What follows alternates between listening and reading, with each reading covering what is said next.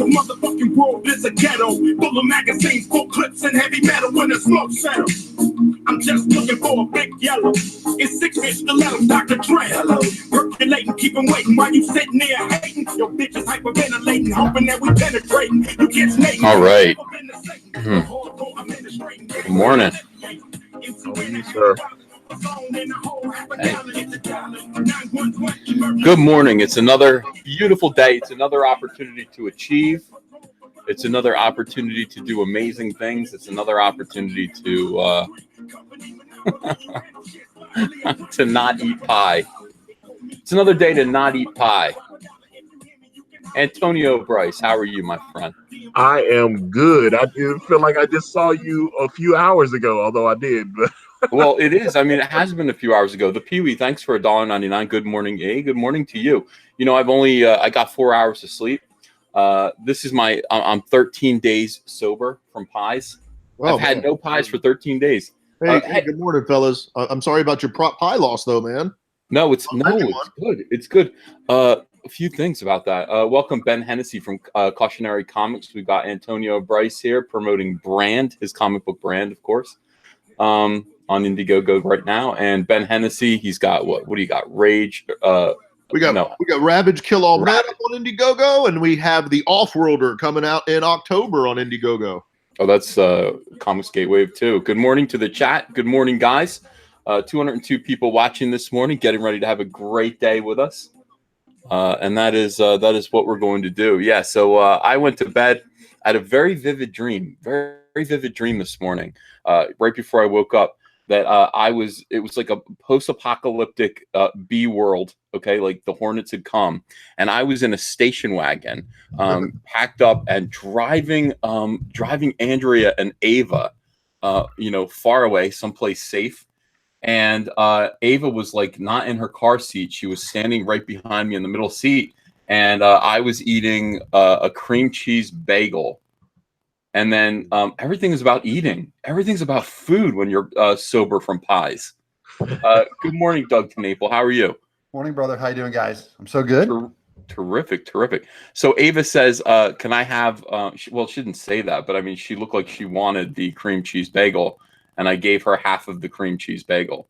And then I realized that I didn't give Andrea any of the bagel. Oh. And I already ate it. I gave half of it to Ava. She scarfed it down hungrily. And then I looked at Andrea and I went, and she looked at me. Knowing Andrea, she would never ask for a piece of the bagel. She wouldn't. She would just hope that I would know to give her half of the bagel. And I didn't give her half of the bagel in my dream. I gave half of it to Ava. Now that indicates that that is jacked up. Yeah.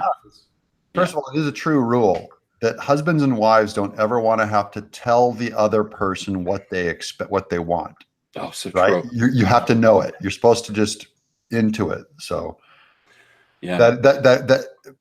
But dreams, Ethan, tell me, that's a dream, right? Yeah. Just when I woke up, and that was the dream that I had. How do dreams work, Uncle Ethan? How do dreams work? Yeah, what's happening when you dream? It's so weird, right?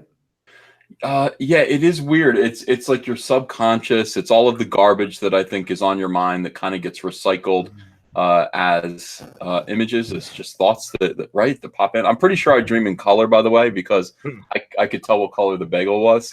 It was light and undercooked. It was definitely like one of those bagels that you get in a package at the supermarket. It wasn't like a good bagel. But it was a post-apocalyptic world. The bees had already come. The hornets were here. So that was the thing. So yeah, I think it is about your subconscious, and I think it must be. Doesn't mean that I'm spending too much time or giving too much thought to Ava and not enough time to Andrea. Oh, there's that lesson. That's good. Yeah. So I think there's stuff that comes out of dream. It's your subconscious trying to tell you something. Yeah, of course. And I woke up this morning, and after I had that dream, and I didn't share that with Andrea. I don't like to tell people my dreams for the most part, because there's nothing more pointless.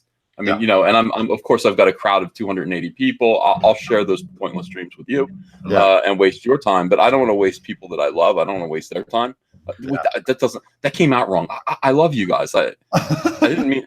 I didn't, yeah. So anyway, I get up. My wife has dreams and then accuses me of what she saw in the dream. She's like, I had a dream that my whole family abandoned me and you were all gone. And she was like really upset. I'm like, well, I didn't do that. She'll have dreams that I was looking at another girl. Yeah. And then she's like upset with me, and I'm like, I wouldn't look at another girl.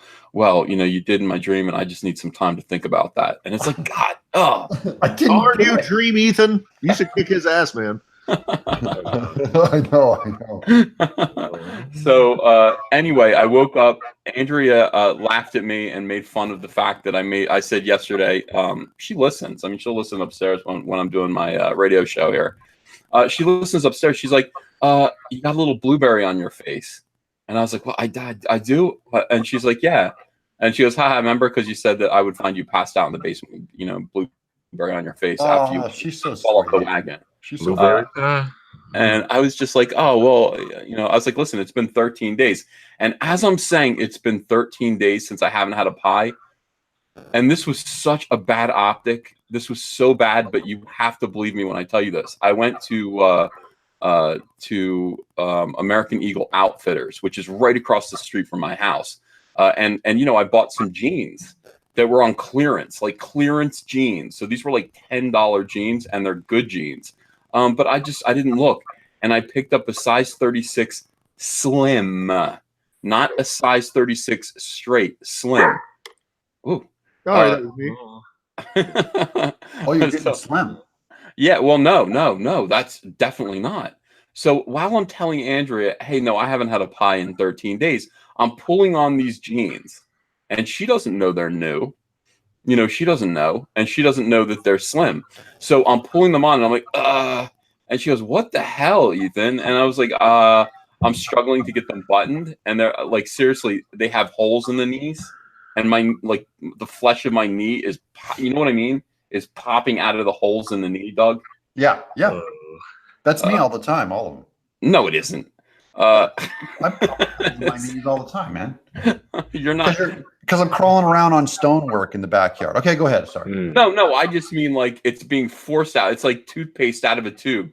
It's like I mean, my flesh is coming out of the holes in the knee. Yeah, I'm not doing it from tightness. I'm doing it from manual labor. Oh, no, I'm not doing it from manual labor. You're packing the sausage. Yeah. No, that's not good. That's not a good. That's what the ladies. What are you guys talking about now? Yeah. No, I'm not. Look, come on, guys, get out of the gutter. Yeah, when that's why I was like, okay, the two legs look like packed sausages. They look like big fat. They look like knockwursts. He said it, not me, folks, but it's absolutely right. No, I probably shouldn't have even gone down to that region with wiener hot dog imagery. So Andrew's like, maybe it's time to lay off the pies. And I'm like, I just told you 13 days with no pie. Although last night I did have some fried chicken. Troy Stewart, thank you for $1.99. Happy Friday, EBS. Appreciate you. Let me tell you something. I appreciate you too. And thank you so much. And I go, no, and I had to convince her. I was like, these are brand new. And she's like, well, why do they have holes in them then? I'm like, because that's how you buy jeans these days. They have holes in them. She was not convinced. So I took them off and I put on, I said, look, these are my regular jeans. Zip, they fit. And she was like, as she does. Yeah. Listen, I haven't stepped on the scale, but I feel like I must be losing weight. I must be. And she's like, well, but for her to say, hey, maybe it's time to lay off the pies. maybe not. Maybe I'm not. So got to be very, very careful. Hey, today we're going to flip over. It's Comic Artist Pro Secrets is going to hit 75,000 subscribers. Oh, wow. Yeah, we're Nice. 7 away. We're 7 away. I think that's, it slows down. Sweet. Yeah, it's going to be pretty exciting. 75,000. That does, in the heart of what's going on right now. Hey, Ian, how are you? Ian Chung, journalist. Hey, I'm doing good. How are you? Oh, fantastic! It's great to be here. It's good morning. Good morning. Good morning to you too, man. Morning. Good morning to the chat. So, what are your plans today, Ian? What are you doing today? I'm probably gonna stream a video game on Twitch. Probably, yeah, and maybe work on some scripts for Andy Worski. Oh, yeah. Really? Do you know Andy Worski? Yeah, I'm like good friends with him. I'm working with him now on his channel. Yeah. All right, I'm a big fan. I like that guy. What was he doing burning his nipple the other day? What was that? He lost his mind like last month, right? And then that was like after a series of events, a very long time. It was a long time coming. He was losing his mind, and then he went on hiatus for like 1 month. But during that time, he was working on new projects. So I think now he's back. Terrific. Yeah, I'm glad he's back. I hope he's healthy. Fat Panther's in the chat. He says, "So how much money are we making today, guys?" Fat Panther. I'm glad. This is the thing about this show. I will actually call people out. Fat Panther, why don't you come on this show and let me have a chat with you? Somebody sent me a message, and the title of the message was Fat Panther Drama. And it says, "Hey, man, I've been hearing some claims about drama with Rags Indiegogo, claims that you were gatekeeping them. Can I get your version of events?" And for some reason, this is tied to Fat Panther. I said, "There's no gatekeeping. These fellas want on my channel." No response. Fat Panther, I'm not gatekeeping you or anyone. If you guys want on my channel, the only thing I can gatekeep is access to my channel. And as anyone can tell you, I'm quite generous about that. You guys are doing me a favor by coming on my channel. You and Rags, if they wanted to, and this is not an opportunity for anyone to stand on the soapbox and say, "I don't want to, and here's why." F that. If you want to come on my channel, like, I don't care if you don't want to come on my channel. That's irrelevant to me. Your reasons why are irrelevant to me. But if you do want to come on my channel, and that's the thing that you want to do, you want to make friends, you want to make nice, you want to be a part of the show, you're more than welcome. I mean, I would love to talk to you and anyone new. So there you go. I don't know what this message was about, but since you're in the chat talking about money, come on. Chaos Risen, $4.99. You guys know your wife's love language? Oh, you guys know your wife's love language? Once I found my wife's, it changed my mind. You know what the 5 languages of love? I need to finish reading that. I heard that was really good. I started it, but I need to get through it. It's like there's verbal and visual. They're gift giving, touch. The language of romance that only women speak. Baking pies. Yeah, men don't know how to speak it. No, that's not what it is, actually. No? It's what it refers to is we all have our own, and it doesn't just apply to women, it applies to men too. We all have our own distinct way of receiving love. And then, some people receive gifts, and that means, like, if you bring them home flowers, that means you love them. You feel appreciated, right? Yeah. And that doesn't work for everybody because some people are not. Some people need to be touched. Yes. Yeah, you learn it more with your kids. I've got 4 kids, and like one of them is real huggy, and like they're very physical, and the other one is like real verbal. They want to hear you verbally praise them. You can go up and hug that kid. It doesn't mean as much, or you can go and verbally praise the kid that just wants to hug you and verbally praise them. It doesn't mean as much to them. So you have to learn that language. Same thing with your spouse. Yeah, and you have to learn it about yourself as well. Yeah, that's what I was about to say. That's what I did find interesting. I like giving gifts, but I like people verbally saying, "Hey, thanks." So it was interesting. I never noticed that about myself till But see, that's a conflict in like a marriage. It's like, hey, you're someone who tells someone you love them by giving them gifts. Yeah. But if your wife isn't a person who receives love by getting gifts, then you're in trouble. Right. So you have to figure out what she wants. And it's like you read that and you identify. Like for me, it's touch. Like when Andrea comes up behind me and then just tickles my neck or something like that, the back of my neck, that's I love you. That's what I want. I need touch.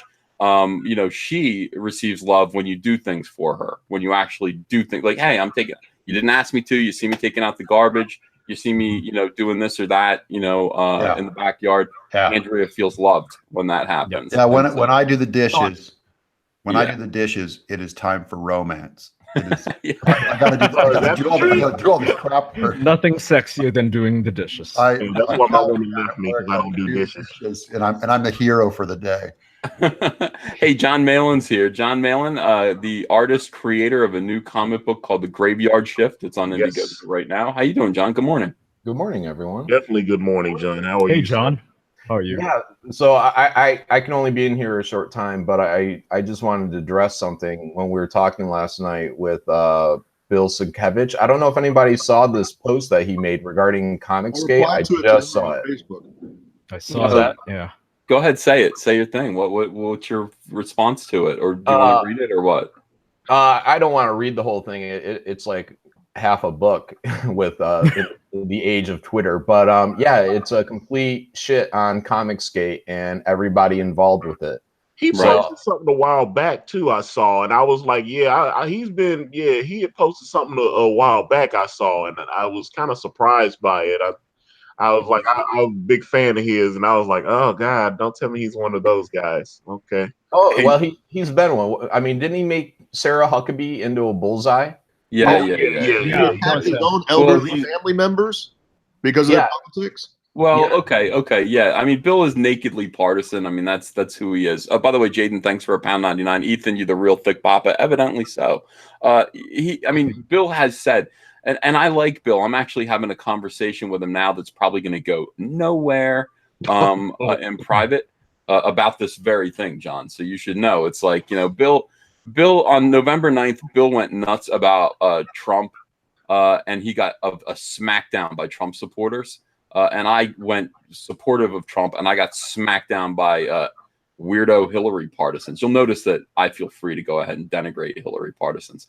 So I actually I talked to Bill, and I just said, hey man, this is it sucks that this is the way of the world that we live in. I'm going to keep speaking my mind. How about you? And he's like, yeah, definitely, me too. I've never done it before, but I'm gonna.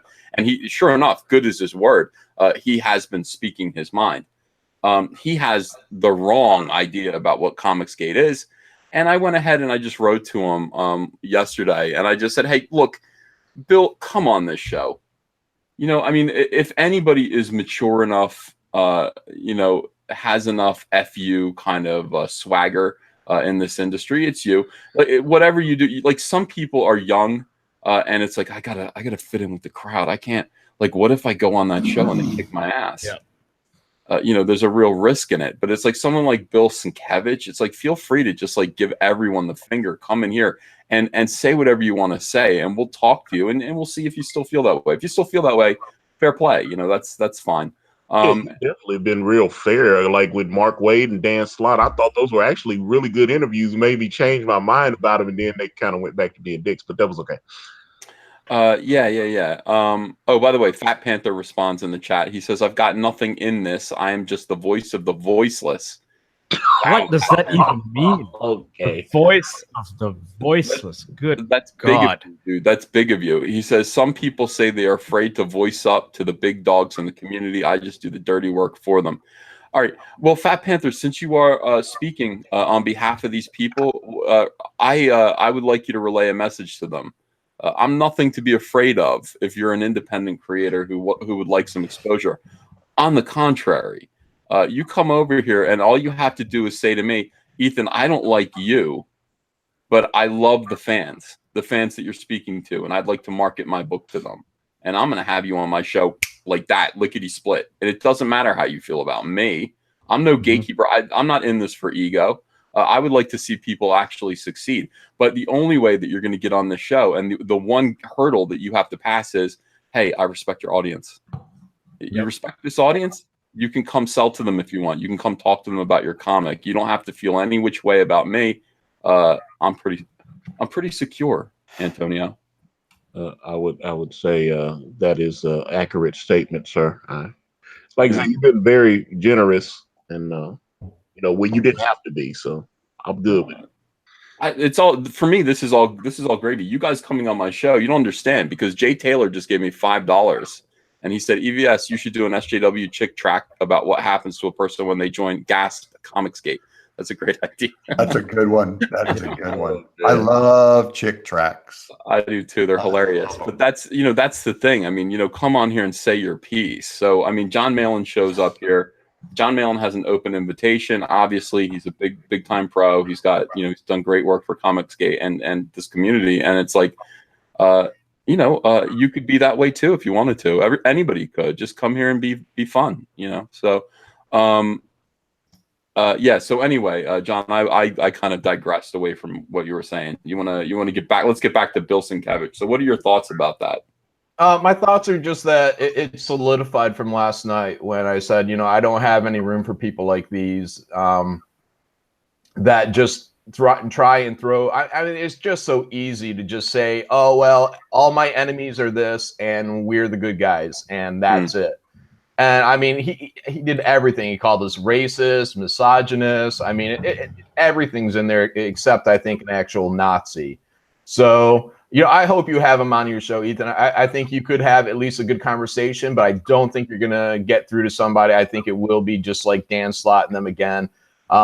It doesn't matter how many people of color or women or LGBT are in our community. They do not count.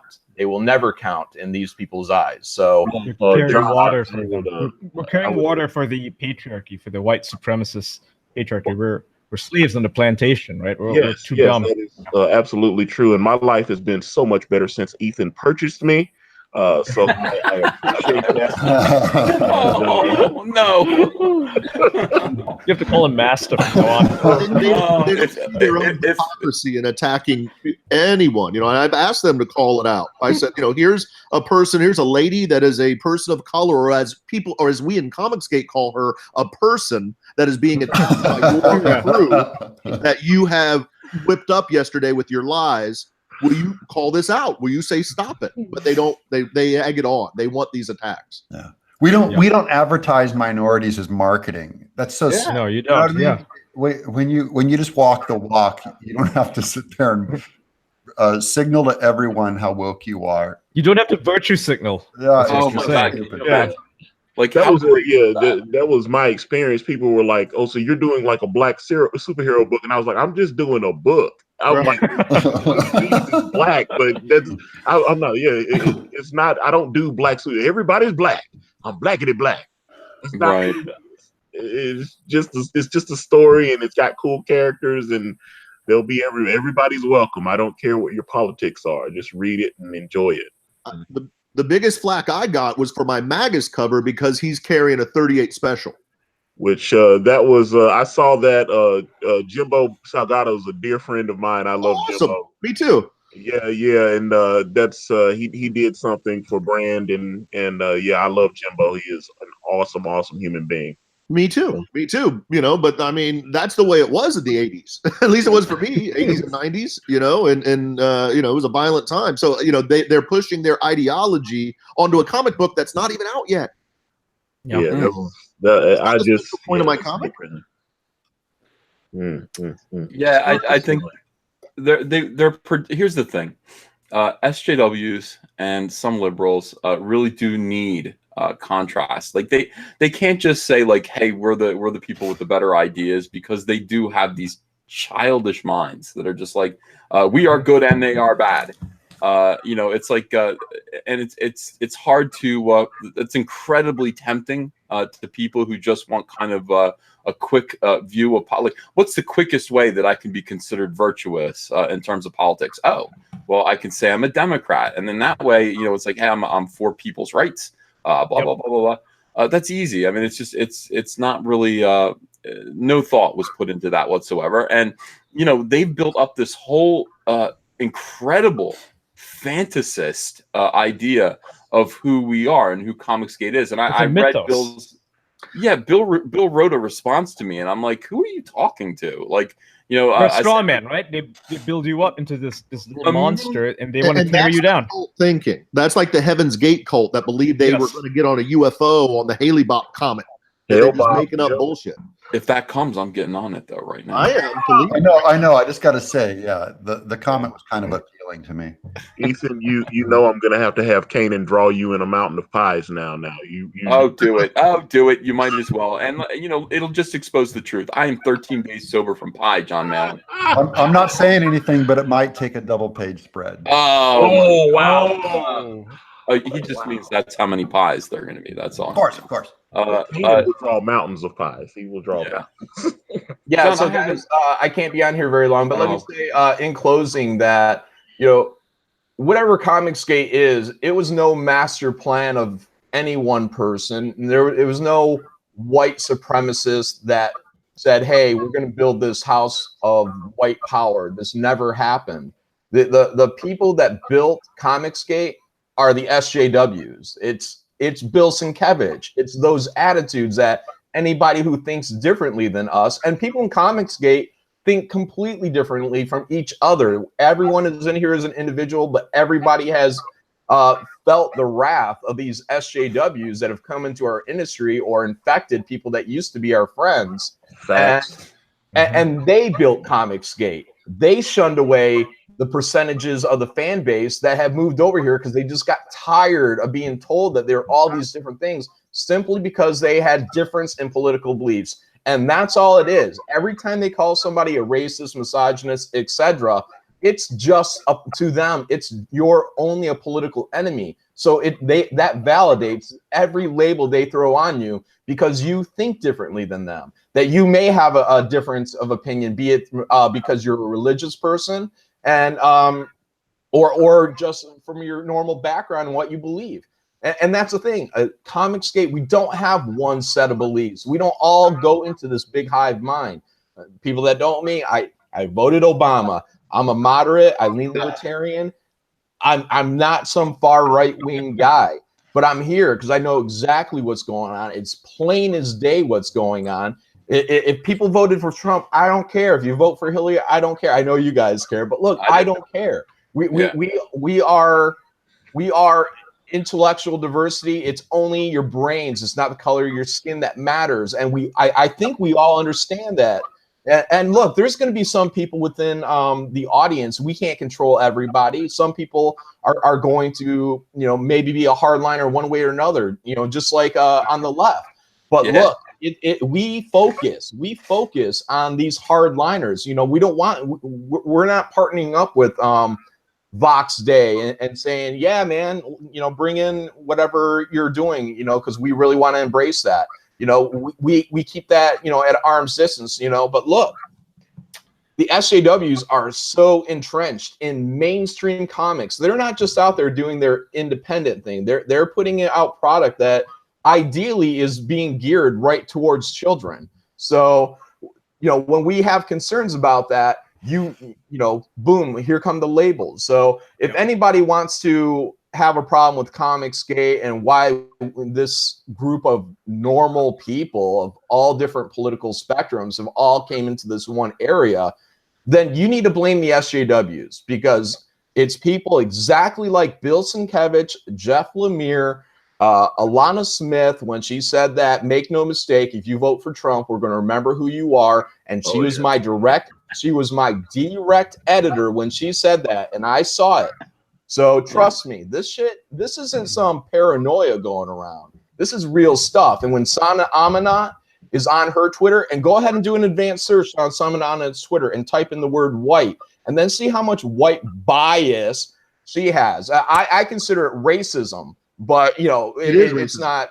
It is racism. It's not. Yeah. So go ahead and look up her racism, and she's a head editor up, VP of character development or whatever she is at Marvel. It's just some bullshit they made up for.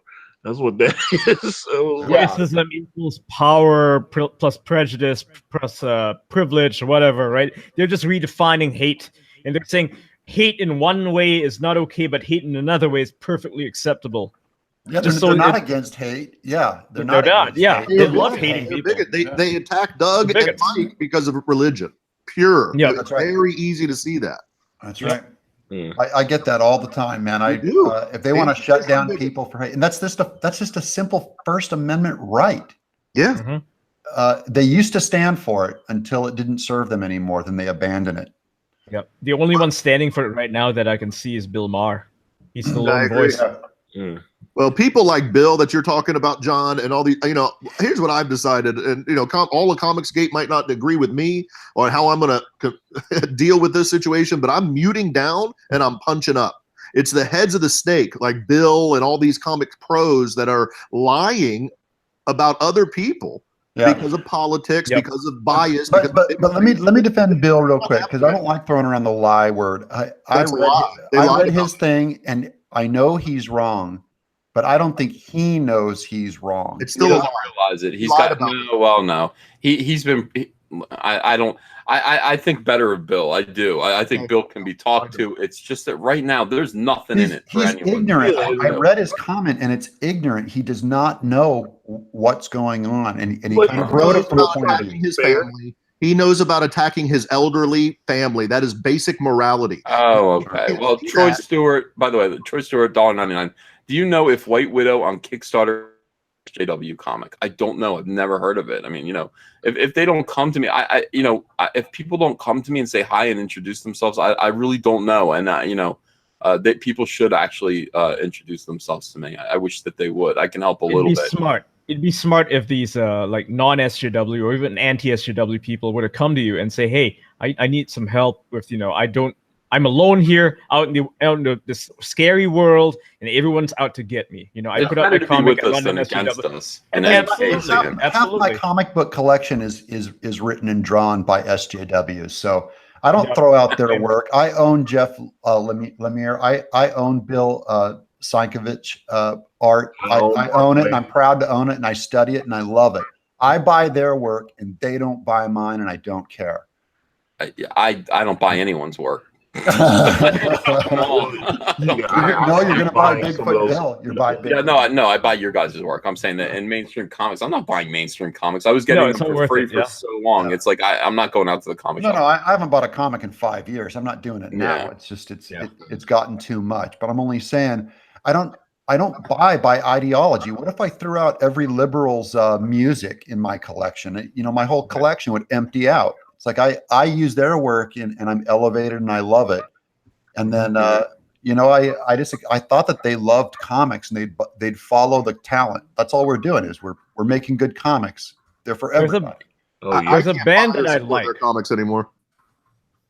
What's up? Somebody just sent me a message and said, "What is your opinion on the name Comicsgate?" By the way, I'm on the fence now, as it is being tied to Gamergate, which was a huge movement that went south later on. It did? I don't know about that.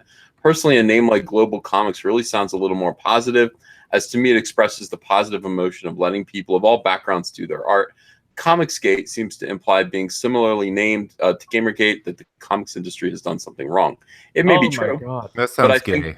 Global Comics, the whole naming thing is unnecessary because it's already established. It's like you're worried about names. They're gonna call you. Yeah, they'll call you Comicsgate regardless of what you call yourselves. It doesn't matter. That is what is correct. And I was in Gamergate tangentially, because that was about gaming journalism. Was through ideology picking winners and losers based on the developers' politics. So I got slammed already. They marched against our game Armorkrog that we kickstarted, and we raised $975,000. I designed all the characters for that game, and it was a hit job by journalism. Kotaku, BuzzFeed. I was there, dude. Like I was in their group when they were attacking you. They were talking about going after you. Yeah, and then like all of these groups. You have weirdos on the sides who take on the Gamergate marquee because they want to come out and fight. And then suddenly you're attached to Gamergate, and then all these far, skirted weirdos come out and they start labeling themselves with Gamergate. It's the same thing in a way with a lot of SJWs where I just don't like quoting. I don't like picking up straw men and finding the worst SJW quote and then retweeting it and going, see these guys, that's a weak argument. And they do the same thing now with Comicsgate. They will take the worst tangential, frankly, I think a lot of them are false flags, they find the worst quote they can find by anyone who puts the Comicsgate, name by their name, and they slander all of us with that guy's commentary. So yes, of course there's racists trying to co-opt a movement and say we're one of them. We're one of them. That's not us. Yeah. Well, Nurkish, by the way, is that you? Yeah. This is baby Nurkish. Oh, I don't know why. That's my second channel. I don't know. Oh, cool. It's creepy. Thanks for joining us. Yeah, you know what somebody did today is somebody made a whole meme. They're really out to get me, and I'm like, oh my god. I'm muting everybody. I'm not seeing any of it. I'm a person too. I have some feelings, so it's like my attitude is if I'm just muting everybody. I don't want to see it. I don't want it in my head or my heart. They're allowed to spit their poison. It's not going to get to me. But somebody did make a meme, and what they did was they went through my YouTube channel and they pulled the worst quotes that other people were responding in the chat. This is Ethan Van Sciver's audience. This is all of them. This is all millions and millions of comments on my YouTube channel. You can feel free. You're going to find bad stuff in there. I can't. I don't gatekeep. You can go in and pretty much, as long as it's not so weird and creepy and anti-Semitic. I had a weird thing happen where somebody posted something and I clicked like on it, and they went in and edited it and changed it to like, I remember when that all Jews die or something. And I was just like, oh my god! And then I got like, some Jewish fans who wrote to me and said, we know you didn't mean to like this, and I was like, what the hell is that? And I never liked it in the first place. Yeah. I mean, my god. Why don't we hold them to their own standards? So if people are attacking us, tweet to these. Absolutely. Right, the people like these comic pros that have 50,000 followers that are lying and sending people to attack. Mm-hmm. Because that's who's doing it. Not having it anymore. It's the big voices who egg them on. The egg on little tiny followers. That's what I'm doing. So let me just answer this guy about Comicsgate ultimately, and just put my spin on it. Since this is the Comic Artist Pro Secrets morning show here, here's what I think, and I think a lot of people here, some might agree, some might disagree. Words and labels are fluid. I've pointed out that SJW is dead Narkish. SJWs used to be, it was a self-applied moniker. People were proud to call themselves SJWs in 2014. And the problem is, what happened? Now it's a slur. Now it's like, they're calling people SJWs? What? All right. It's a slur because the people who called themselves SJWs proved over the last 4 years to be assholes. So now, it's like, hey, everybody knows what an SJW is. And when I say SJW, people know what it means. That's what words do. Okay, now, changing their label isn't going to make any difference. They're still terrible people, and we could just say they're SJWs. Now, Comicsgate is the same thing. They applied Comicsgate to us, but they're lying about us, and we're good people. So, okay, if we're called Comicsgate, then that's what we're called, and we're going to make that word mean something different. What it means is us.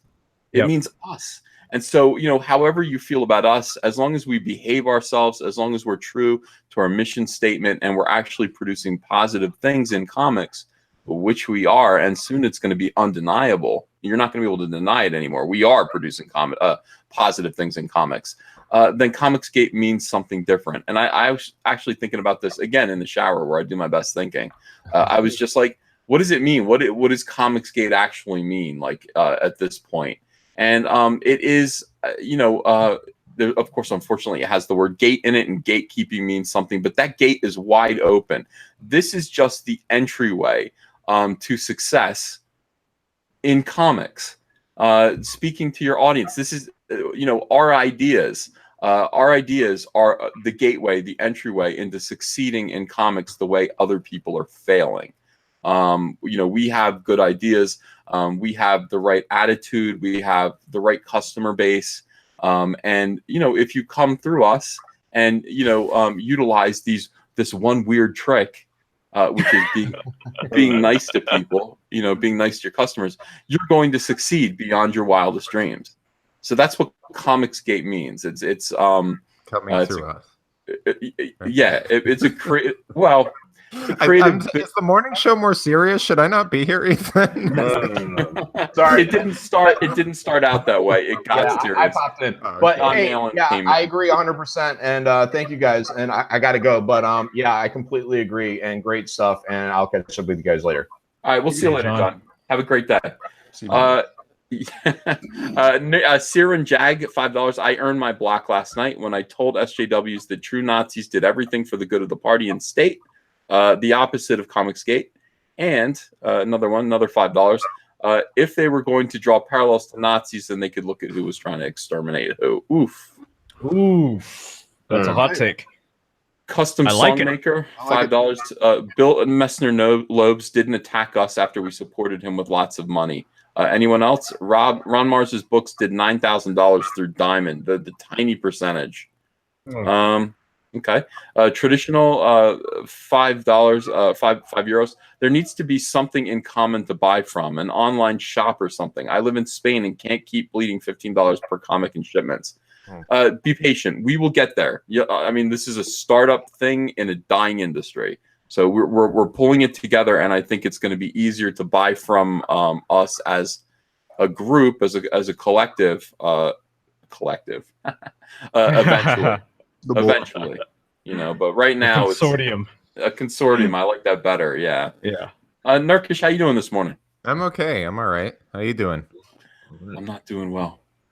It was very serious talk. I was like, "Oh, I'll go bullshit with Ethan," and then you're like, "We'll start a revolution." And I was like, I don't. Yeah, no. John Malin came in. The subject was Bill Sienkiewicz's, I don't know, the barn burning tirade against Comicsgate, and people seem to care. I mean, people, I have to say, at this point, abandon all hope for those people. There's nothing. I mean, I did send a message to Bill and I said, look, this is who we are. If you're still in there, it's like it's like when you find someone who's been possessed and you're like, are you in there somewhere?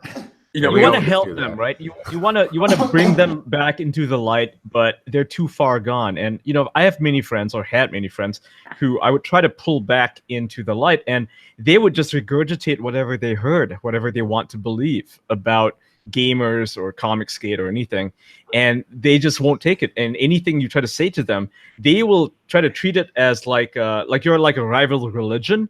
And they're a religion, and they'll say, you can't convert me. You can't convert me to your cause. You cannot make me a weapon for Gamergate or something. And it's yeah. My mind is like, dude, like, what? I'm not trying to do that. Yeah, they refuse to read the What is Comicsgate website. They would just refuse to read it. I'm like, no, they're not going to read that. Well, I sent that. I sent the video that I made about who's the leader of Comicsgate to me. People, and they won't even Nurkish, and they won't even watch the video I made about how Nurkish is the leader. The Kiwi, thanks for $4.99. Love you, guy. The long stream of win is coming for Comicsgate. Well, we're already in the middle of it. We're doing pretty good. In the middle of it. Yeah, it's a long time to the end. We'll see how Wave 2 goes, Ian, and I hope we can get some journalistic coverage on this as we go. Sure. I'm going on to Andrew Clavin on the 30th. Did you know? Really? Nice. That's awesome. That's exciting. I like Clavin. So that's the start. I got a nice phone call from Ben Shapiro, a long conversation. Cool. Actually, that's epic. I gotta say, Ethan, that it makes sense that you're the face of Comicsgate, but there's really just a dark part of me that wishes Richard was, because I'd like to see him on these shows just like squirming and like being all awkward. I thought he would do better. I really did think he would do better. I don't want to do this. He's better looking than me, and I don't want to go out there and be the face of anything. That's like a lateral move. I don't know. Call, is it? And maybe if your head on his body would be. Yeah. Well, no, my head's still fat. Problem. Oh no! His. Yeah, my head on his hit his body. Yeah. Tough, right? He's like a big dude. Like he's muscular and he's got a marine body. Doug is a very good representative for Comicsgate. Yeah. Doug would be great. I'm a representative of nothing. I just love you guys. I love you guys. I find most of the Comicsgaters very cool. I've gotten nothing but support from them. And that puts me... We have the same enemies in that we're against those totalitarians that try and shut our career down. I've had my career completely targeted It has cost me money. They've come after my family. They've tried posting my address and phone number. You know what I mean? They've Google bombed me and slandered my reputation on Google, and it's irreparable.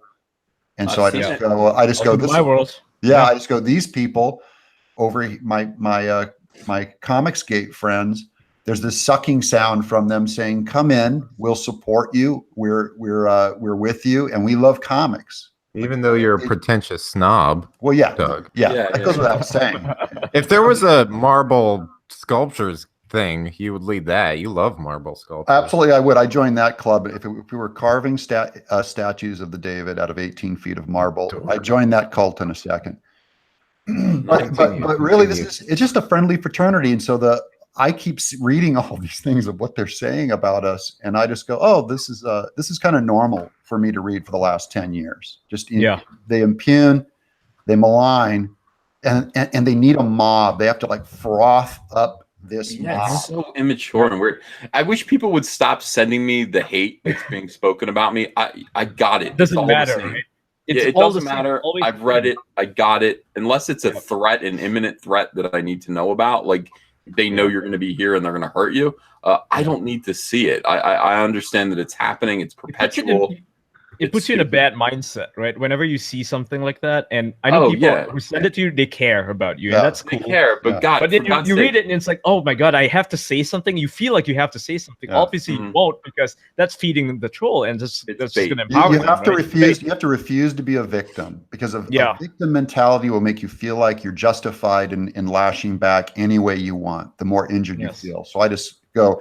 It's like when a guy's sitting next to me and he lays a huge stinky fart on an airplane. That's all the SJWs are. It's like I'm not gonna go to war over a fart. It's a fart. It stinks. It's a fart. Yeah, and it's gonna pass. So I think the thing that annoys me the most about them is I think they attribute their level of fanaticism to us. Because like if you're complaining about comics and you're like, man, I don't like this character, they're like, oh, what are you getting so bent out of shape for? Why are you getting all worked up and scared? I'm like, I don't know. I'm just saying I don't like it. Like I don't. Yeah. It's like that new Crunchyroll cartoon, right? It looks terrible. It was a betrayal of all the customers who pay for Crunchyroll. It's an anime thing. They want Japanese cartoons, and they're getting really low quality Japanese stuff. And people are like, dude, where's the high quality stuff? You promised that you'd give us better subtitles and so on. And they're like, no, we're going to take all that money that you gave us, and we're going to make an SJW cartoon. And by the way, it looks really fucking bad. It looks like My Witch Academia, except drawn by CalArts, right? So I wanted to out Doug. He is the mentor of two of the main CalArts people. Sure. I just outed you. My God. The person who did Steven Universe and the other one, Adventure Time. Yeah. Thanks for birthing cancer into the world, Doug. That's my little contribution to the world. Thank you. I'm glad you created monsters. And I love those kids. It's Penn Ward and Rebecca Sugar are. They were little kids. They'd bring me little sketches at Comic-Con for years. And, wow. And I saw their little art style. I'd go, maybe you should try some figure drawing. And then later, and by the way, later when my career just crashed, this is right around when Adventure Time took off. I ended up going to Penn Ward and going, can I get some storyboard work on Adventure Time? And I ended up boarding his show. So it was kind of a cool payback situation. That's like cool. Obi-Wan going to Vader and being like, can I join the Empire? Can I join the Empire? Can I just like clean up? Can I manage some droids that buzz around? Yeah, can I choke out some generals for you? Sell out. You're the stormtrooper who hit his head on the stupid thing when he's walking in. He's all. Yeah, I'm so excited. Everyone would know me if I was a stormtrooper. I'd totally ruin that whole unified look they have. There'd be like a 6'8" stormtrooper in the middle of them. I'd be an easy target. Hey guys, can I be a stormtrooper? You're too tall. That's why they accept my you. People. They're against me and you, nerd. Yeah, they're like, yeah, come on, sure, you'll be fine. You'll be a good stormtrooper. They're after us. The only solution is to create like a squad of really tall stormtroopers. No, that's the one with I don't know the stupid characters from the new ones. The tall bitch from Game of Thrones. Yeah. Oh yeah. Yeah. That's why she has a silver outfit. Yeah. She's special and she sparkles. Yeah. And she can't fight. She's dead. Yeah. And she has no story. Then they kill her. Yep. Yeah, they build her up in the they got her out of there quick. That time I was like, she looked like it was a trip to McDonald's. She didn't last very long. Who killed her? BB-8 had more lines than Phasma. Yeah, Finn, the garbage stormtrooper, the garbage maintenance guy. That makes sense that the garbage stormtrooper would kill one of the high-ranking stormtroopers. That's fine. That makes sense. The right hand of baby Vader. That makes sense. Even though she's like one of the best warriors that they have, right? That's not. But she's a woman, so you know. See, they were It's upper body strength. It's upper body strength, 95% stronger. You know. Yeah, they had a black guy and a woman. They couldn't figure it. They was like, okay, you can't get me in trouble. It's like we can kinda play this either way. So let's just kind of flip a coin and make it happen. Hey, Lycan645, thanks for £4.99. Introduce Comicsgate to Preston Jacobs and Red Team Review with Stealing Solo Indiegogo. Also, hashtag Lemongate. What's hashtag Lemongate? It's better not be Lemon Party related. I do not hope. I hope it's not Lemon Party related. Yeah. Yeah. Ew. We are old. We're showing our age here. You know that we know what Lemon Party is. I don't think a lot of people in chat stuff. Yeah. Dead meme. Dead and Goatsy. Oh God. Lightning Fan, $5. Don't look these things up. Yeah, I've got a background. I've got a background in professional editing and digital publishing, and would like to work with Comicsgate. Is there a way to apply? Post a resume. Background in professional editing and digital publishing. Lightning Fan, come my way because that's interesting. I digital publishing. People want Cyberfrog digitally. I'm not sure how to do that at all, and I think it comes along with I don't know. It comes piracy. Along with, Comixology.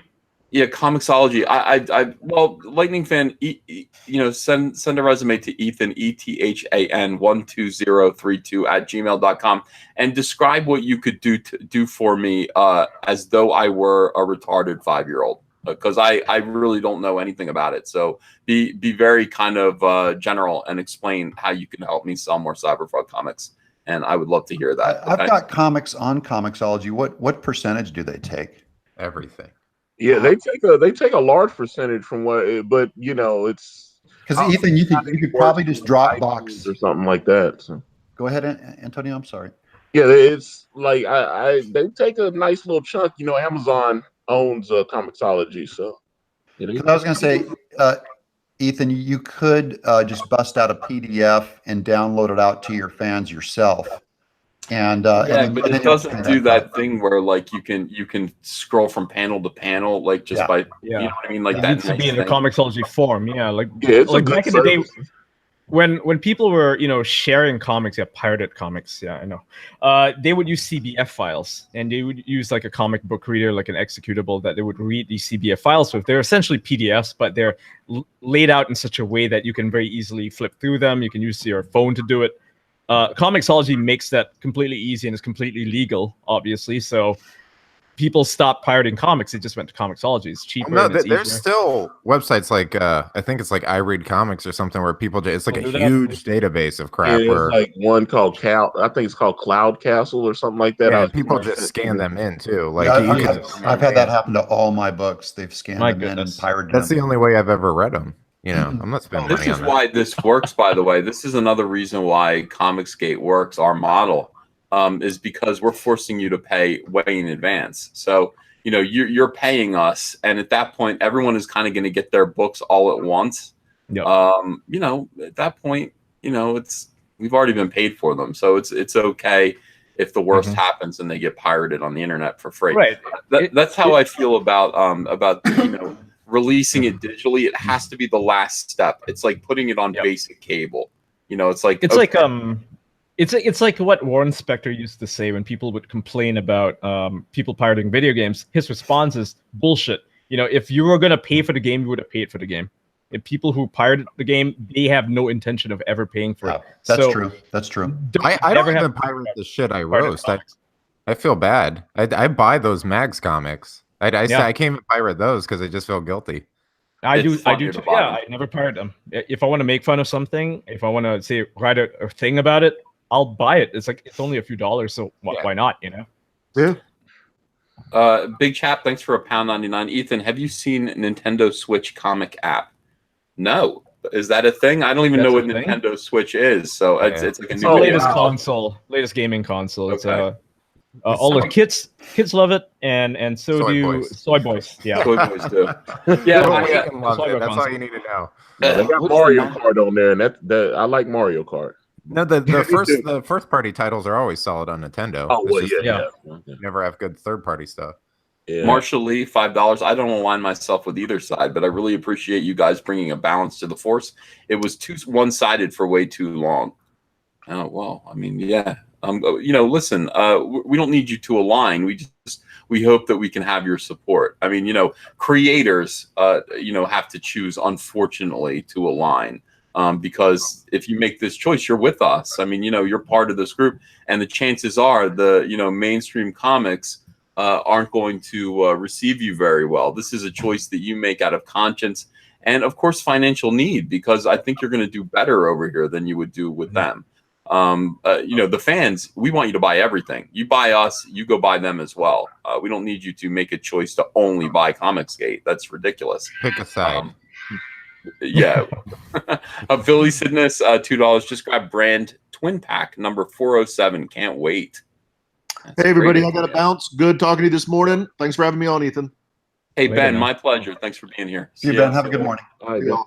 They're Right, Ben. dropping off. It's kind of weird, right? Like flies. It's kind of okay. weird that creators, whether you're in video games or music, music. I talked to a lot of people in the music industry. They're saying the same thing. They have the same issue as Comicsgate, where the music industry, if you don't know, is actually dying. Right? They're losing a lot of money to stuff like Bandcamp, for example. And so the traditional music industry, they're going through the same pains as comics is.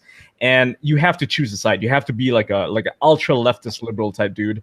Otherwise, if you speak your mind, if you say something positive about Trump, they will give you bad looks. They won't want to work with you. You'll be going to the studio one day, and these dudes. Yeah, I know you will. Yeah, I know people who will. And I know this one guy is a DJ. He got blacklisted. They're not inviting him to do any of the shows anymore. He's just not allowed to. Like, they will not have him on because he voted for Trump, and he was proud of it. Like, we've established this problem. We know this exists. It's a real thing. Who cares? Yeah. Let's do It's our nuts. thing. Lycan 645, £4.99. Lemongate is a Game of Thrones related thing that Preston thought of. Oh, okay. Who's Preston? Do you know? I don't know. I don't know. No idea. Hey, did you guys see this article? Miles Morales is not Peter Parker. Yes, I linked it. Yeah. Let me read this to the chat. I want to get your commentary about this. This was interesting. I got this from you, Ian. I was thinking about this right before I was going to bed last night. Miles Morales is not Peter Parker. Why new characters don't solve the problem of diverse representation. So new character, you can't create new characters. You have to make the old ones. So they're just making our case for us? Is that? I don't get what they're saying. Yeah.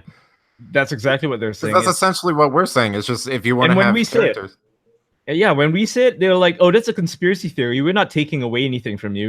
We don't want to delete your characters. We just want to make things more diverse." And what do you mean by make things more diverse? Oh, by the way, we're gonna gender bend or race bend something. But we're gonna turn Captain America into a black woman and make her a lesbian too. Why not? Oh no! Wait a minute though. You remember Johnny Storm has had sex with Wolverine's son Daken. Remember that. That happened. That's really weird. In response to my recent article stating why Idris Elba playing James Bond would improve the character, some ask why anyone needs established characters to be portrayed with greater diversity. Why can't we just be happy with new characters that are like the established characters that better represent a diverse world? It's a very common question that seems reasonable on its face. It concedes that representation matters, that representation in the fictional world signifies social existence. Absence means symbolic annihilation. But this response is a dodge, a form of derailment. Yes, absolutely, creators should tell new stories with new characters, but that is not nearly enough. No, it isn't. It's never enough. New characters don't answer the central question, which is being white, straight, and male somehow intrinsic to the established characters, the iconic heroes, the role models for millions?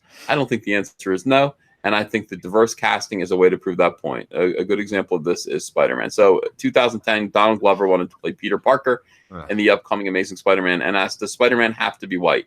There are, after all, plenty of poor, nerdy kids in Queens being raised by their aunts who are people of color. An online campaign to get him to play the part failed, and a winking reference on Glover's Dong Lovers show Community inspired Brian Michael Bendis to create Miles Morales, the black Puerto Rican Black Puerto Rican Spider-Man, currently headlining the comic Spider-Man.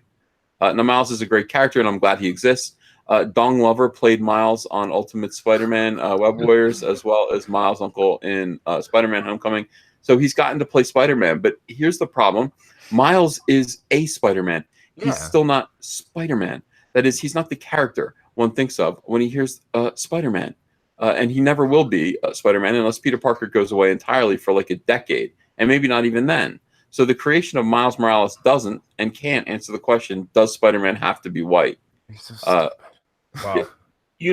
That's actually kind of funny because this kind of came up about 12, 13 years ago when Ben Affleck was playing Daredevil, and obviously they made they made the Kingpin black in that, but Cuba Gooding Jr. had did an interview. He was on Access Hollywood, and he wanted to read for the role of Matt Murdock, and he felt like the producers did not give him an opportunity because he was black. And I was like, I didn't see Cuba Gooding Jr. as Daredevil. He's a brilliant actor, but I didn't see him as an Irish Catholic guy.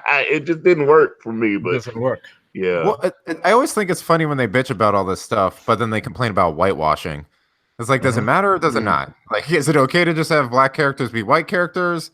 But then when a white character like what you bitch about Ghost in the Shell, because Scarlett Johansson played an Asian, but even though the creators were like totally okay with it, they were like, yeah, we never imagined her to be Japanese anyway, but she's like white. She's in a white shell. Yeah, it's when they're trying to. It's so awkward because they're doing it for the wrong reason. They're not serving the role and saying what's the best thing we can do for this role. Yep. And then if it's a person of color or a person in a wheelchair, I don't care. It's like you go with the best idea. We had voice casting on Cat Scratch back at Nickelodeon. This is in the early days of this kind of garbage happening. And I had a character named Mr. Blick, who was a black cat. His name was originally Mr. Black in the comic. They changed it to Mr. Blick. That's racist. I named him Mr. Black because of Pulp Fiction when no one was allowed to be Mr. Black. And all the colors, I go, that was so cool. I named him Mr. Black. So we changed his name to Mr. Blick. And they said, what kind of voice do you see? Like I go, I see like a really deep, like black guy voice. And they go, no. We can't have a black cat be voiced by a black voice artist. And I go, so wait, in the name of diversity, you're not going to allow black people to voice this role, to try out. That's right. That's weird because my kid watches Puppy Dog Pals, and the black pug, it's two pugs, and the black one is voiced by a little black kid. And my wife was like, is that weird? They've come so far. And then when we had a character named Human Kimberly, who was a little girl. And they said, why don't you throw some color into this show? And I'm like, what do you mean? They go like, can you make her, Hispanic or Asian? I go, okay, fine. I go, fine. We'll make her Asian. I'm totally, I dig funky, fun characters, a diverse group. I made her Asian, and they go, the eyes look too Asian. She's too brown. They wanted me to open her eyes more. It was like 20 different character designs of making her eyes more almond shaped. Oh, and then when it came to casting her, they're bringing in all of these Asian voice actors, and they happen to be terrible. And so they ended up hiring Liliana Mooney, that's Bill Mooney's daughter, who was an incredible voice actor, to play an Asian character. Just none of it made sense. It was like they were falling over themselves trying to look good and do the right thing, and it was one of the most racist, awful things I'd ever seen. Oh, there's an old Mike Judge interview where he was on Howard Stern, and it was when Beavis and Butthead Do America came out. Yeah, and the MTV producers, they thought that he didn't have enough. There was a scene on the school bus, and they didn't have enough black characters or diverse characters. So without telling him, they just went in and painted a couple of the white kids. They just painted them, and he started looking at the dailies, and he was like, "What the fuck did y'all do?"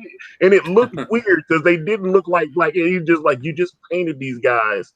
And then so they had to get like a couple $1,000. They had to go back in and like draw and make the features look ethnic and stuff because it just looked weird. He was telling that story on Howard Stern. I was like, wow, these people are idiots. Let me read a couple of these super chats. Super divorce $1.99. Switch is not soy, he says. It's not. Yes, it is. It is soy. Okay. That's what I'd say if I was soy. Canon. Yeah, exactly.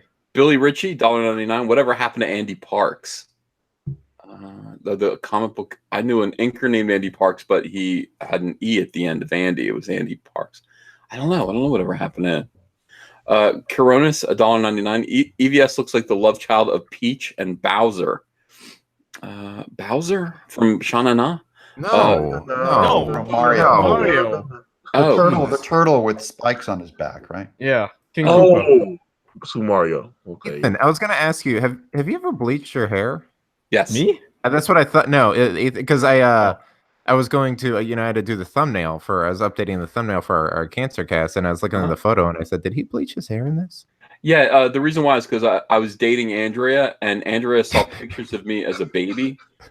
So she's like, I want you to look like a big baby, so you gained a bunch of weight and bleached your hair. No, I used to have white hair. It was like platinum blonde white hair, and I was just like, I'm going to do that again. I want to see if we can get my hair that color again. I'm glad you stopped doing that, Ethan. Well, I'll do it again. Don't do it. Don't. I'm going to do it out of spite. You're going to be the face of Comicsgate. Don't you dare do it. Don't you go on Clavin with blonde platinum baby hair. Okay, all right. Big Chap, thanks for $1.99. Switch is not soy. Mario over Battlefield V. It is soy. It's also Mario. Mario. I'm from Jersey. It's soy. It's so soy, and I'm going to buy it for my kids because I want to get that. I might go get one today. It's good for kids. It's got some good things in it. And geriatrics too.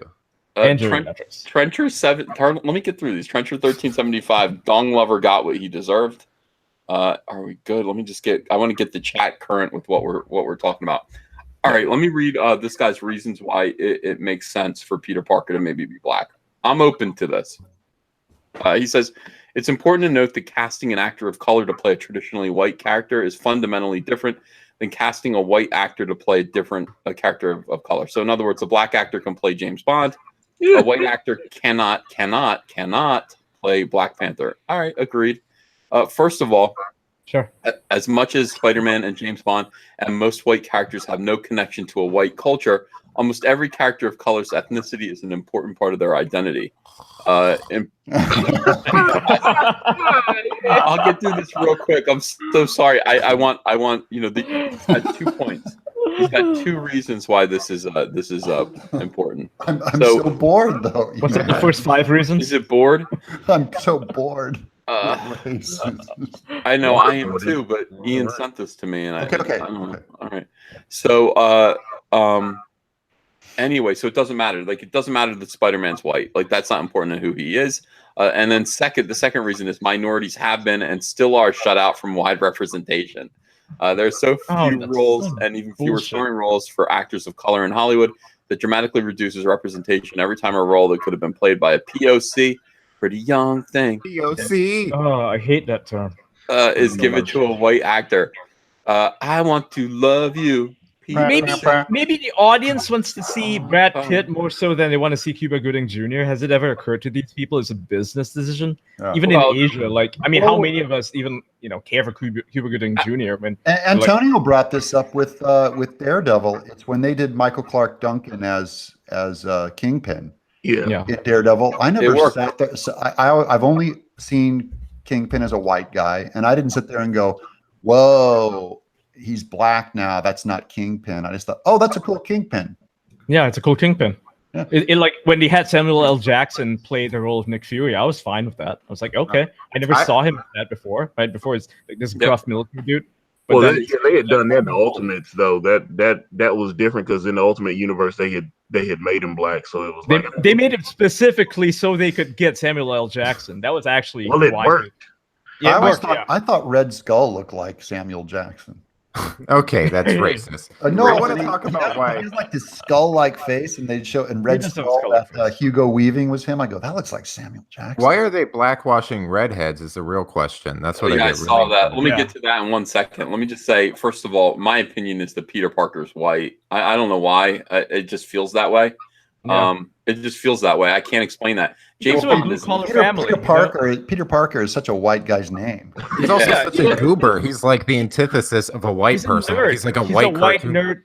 Yeah, a white nerd from like a blue collar background. That's his whole family thing. You know, he comes from Brooklyn, and it's like, okay, this is Peter Parker. He is like the proverbial New Yorker, like a New York native, and not one of these imports from California who goes and becomes a hipster. He is what you think of when you think of New York nerd. That's Peter Parker. It's hard. At the same time, James Bond has been played by so many different, widely varied white people. Yeah. Which is okay to have him play. Like Idris could play him. Absolutely. I subscribe to the theory that is just a moniker.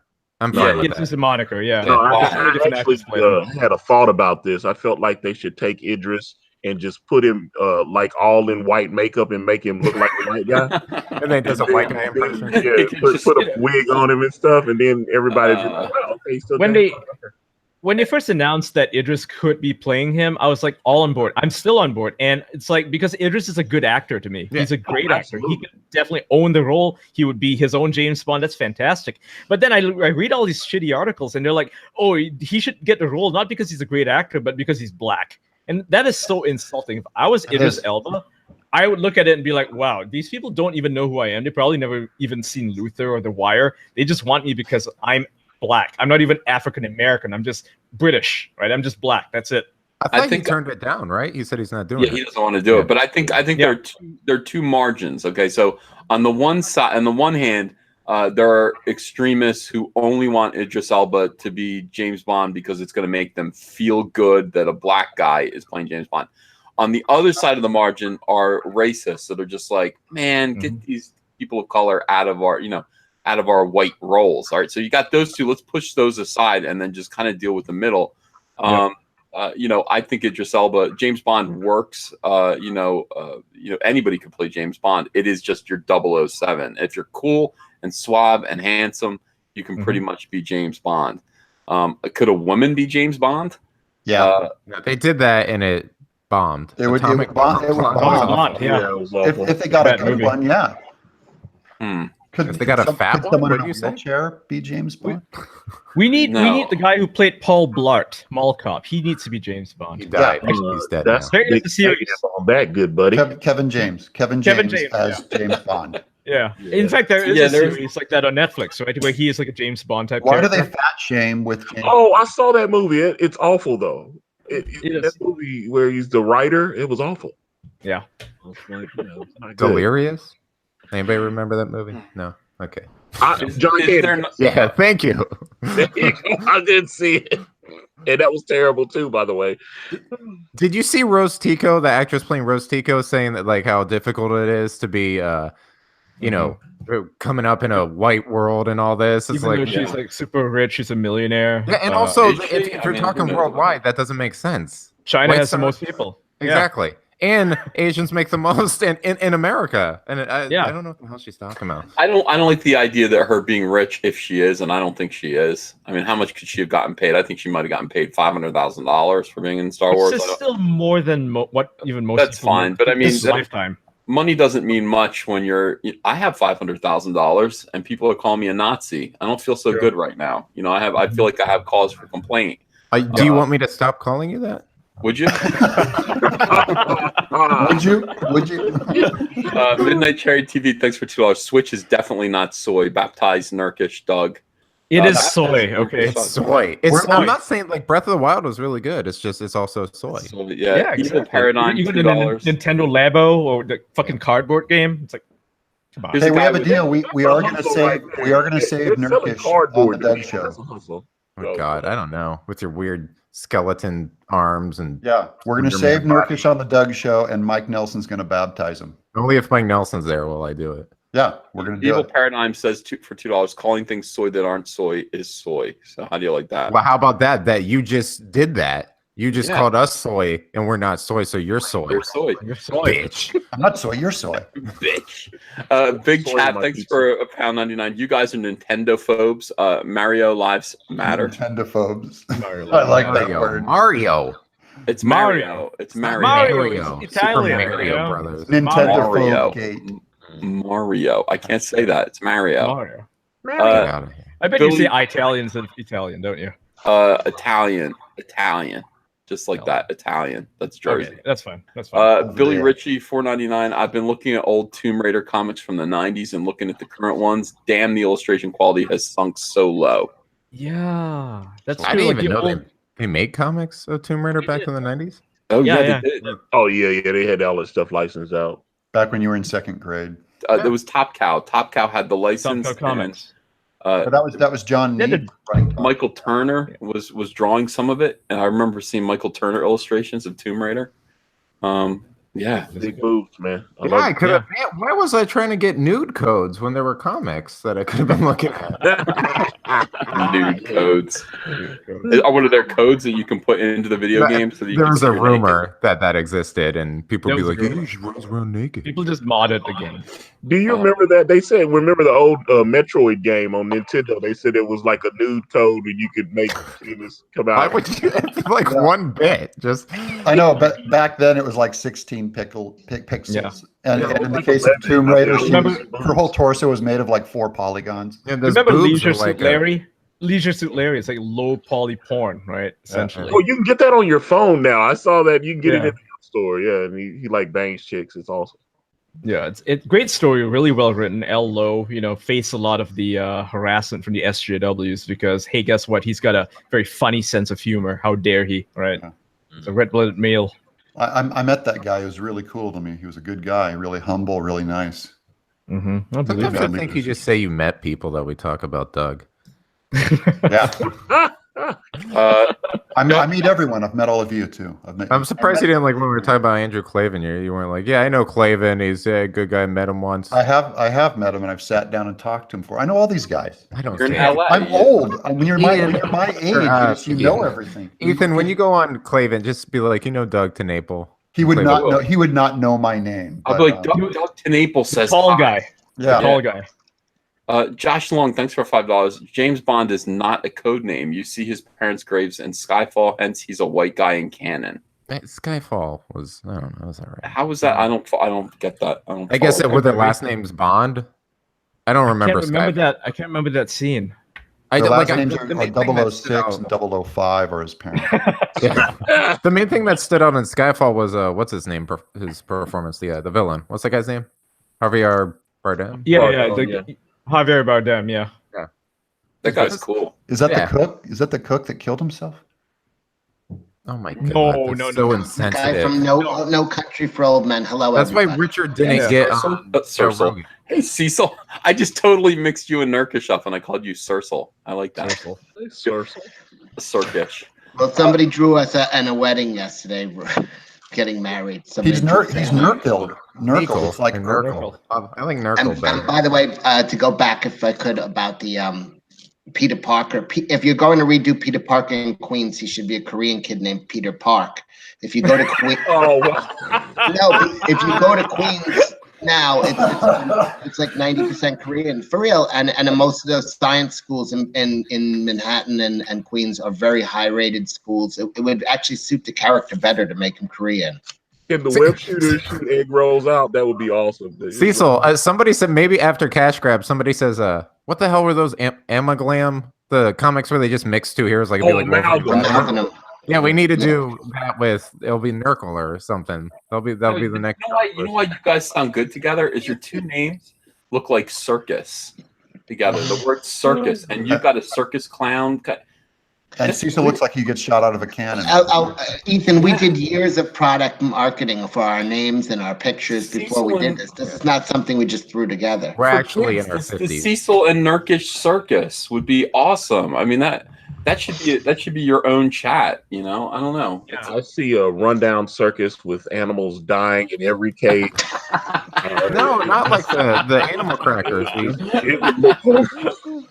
No, yeah, well, it'll be like the animal cracker. I would not stand for cages and the animals. The audience would be slaughtered by the animals when they We came need to into free the them. Oh man. Peter's big fight of 2018, getting the animals freed from animal crackers. Great job, Peter. It's about time. Beautiful, absolutely beautiful. So my Take answer is that, no. Trump. Peter Parker cannot be black. I just don't think it works. No, he can't. It doesn't work. James Bond can be white. Can be black. And most characters, I think, can. I think that here's the thing. I think people just want to see the character that, when they bought a comic book, like they want to see Thor and they want him to look like Thor in the comic book. Yeah. Otherwise, It's visual medium. They want to see the visual representation. It's natural. It's not. You can't. Yeah. Yeah. It was so weird when they made Thor a woman, and then they decided to retcon everything about him. He's got a family, he's got a dad, he's got fucking Loki as his brother, and they're like, "Oh yeah, Thor isn't actually a person; it's like a title." What? Annie has what kind of cancer did she have? Breast cancer, cervical, something. She died from the cancer. Then they brought her right back. Yeah. Like it was all meaningless. Nasser, have you been here the whole time? No, not I even just got here. She's not even an interesting character. Like she's so forgettable, and so they made this nobody character, Thor. And obviously, people are upset, right? People are like, okay, I've read Thor for years, and now they made it into a different character. This isn't even interesting. And all the dialogue, she fights with the patriarch. She fights against the patriarchy. She yells at men's rights activists. She hammers them with her, her hammer, the Mjolnir. And it's like, what is going on? Like, she's feminist now. This is weird.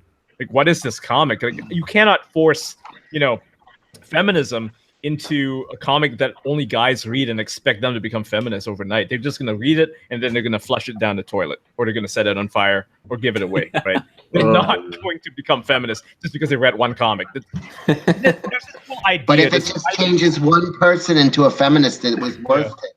That's what they actually believe. They actually think that the media influences the people who read them. Actually, it doesn't. There is no proof that it does. Cultivation theory is bullshit. Of course, it takes a long time to become a feminist. You have to be from a one-parent household, and one of them that parent has to be an alcoholic.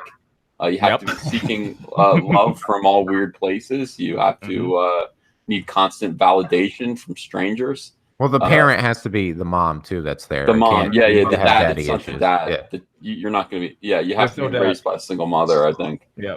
That's a joke, by the way, weirdos in the chat who are going to quote. There's a bit of truth to it, yeah. And if you're a male feminist, right? Male feminist, there's a lot of insecurity going on. They don't know how to behave like men. They don't know what it means to be masculine, and there's a good chance that in their younger years they're probably sexual predators. Many of them are, and also in their later years. In their later years as well, yeah, because it never really goes away, and so they will try to become better people by listening to women, and the only women who are willing to talk to them because they're such creeps are feminists, because feminists just want to convert people. So they listen to them, they get all these weird ideas in their head, and they're not speaking to other men. They don't really have many male friends except for other weirdos like themselves. They're not listening to someone intelligent like, say, Jordan Peterson, who tells them, oh, you need a dad, basically. They need dads in their lives to tell them how to behave, but they don't know how to do it. So they find themselves in this weird place where they orbit around women. Many of them orbit around these feminists, these female feminists, and try to get laid. Meanwhile, she's got a boyfriend or a husband who's like not them at all. He's just a regular dude, and they're upset. And that's when they turn into incels. They start hating women. They're like, why do women always only go after the assholes? What's wrong with them? What is wrong with women? I hate women. Rah, and it's like that was a long journey, Ian. That was like listening to Anakin's transformation into Vader. I've known too many of these. That word incel. What does that mean? Incel is short for involuntary celibate. They hate women. They're like the opposite of a leg beard, right? The opposite of a super extreme feminist. Remember the dude that killed the people with the van in Canada a while ago? Toronto, right? Yeah, that dude. And then Elliot Rodger before him, he was the supreme gentleman. He would make all these videos ranting about why women don't love him and why women are sluts and how men who date them are assholes. They're all chads or whatever. And how he believed that because he was moderately good looking, he was rich, his family came from Hollywood, he believed that he was entitled to getting a date. But his standards are ridiculously high, first of all. So obviously, women don't like him because dude's a prick. Who the hell likes that, right? And he's so insecure. Of course, no one's gonna like him. That's an incel. Okay. Incel just I didn't know.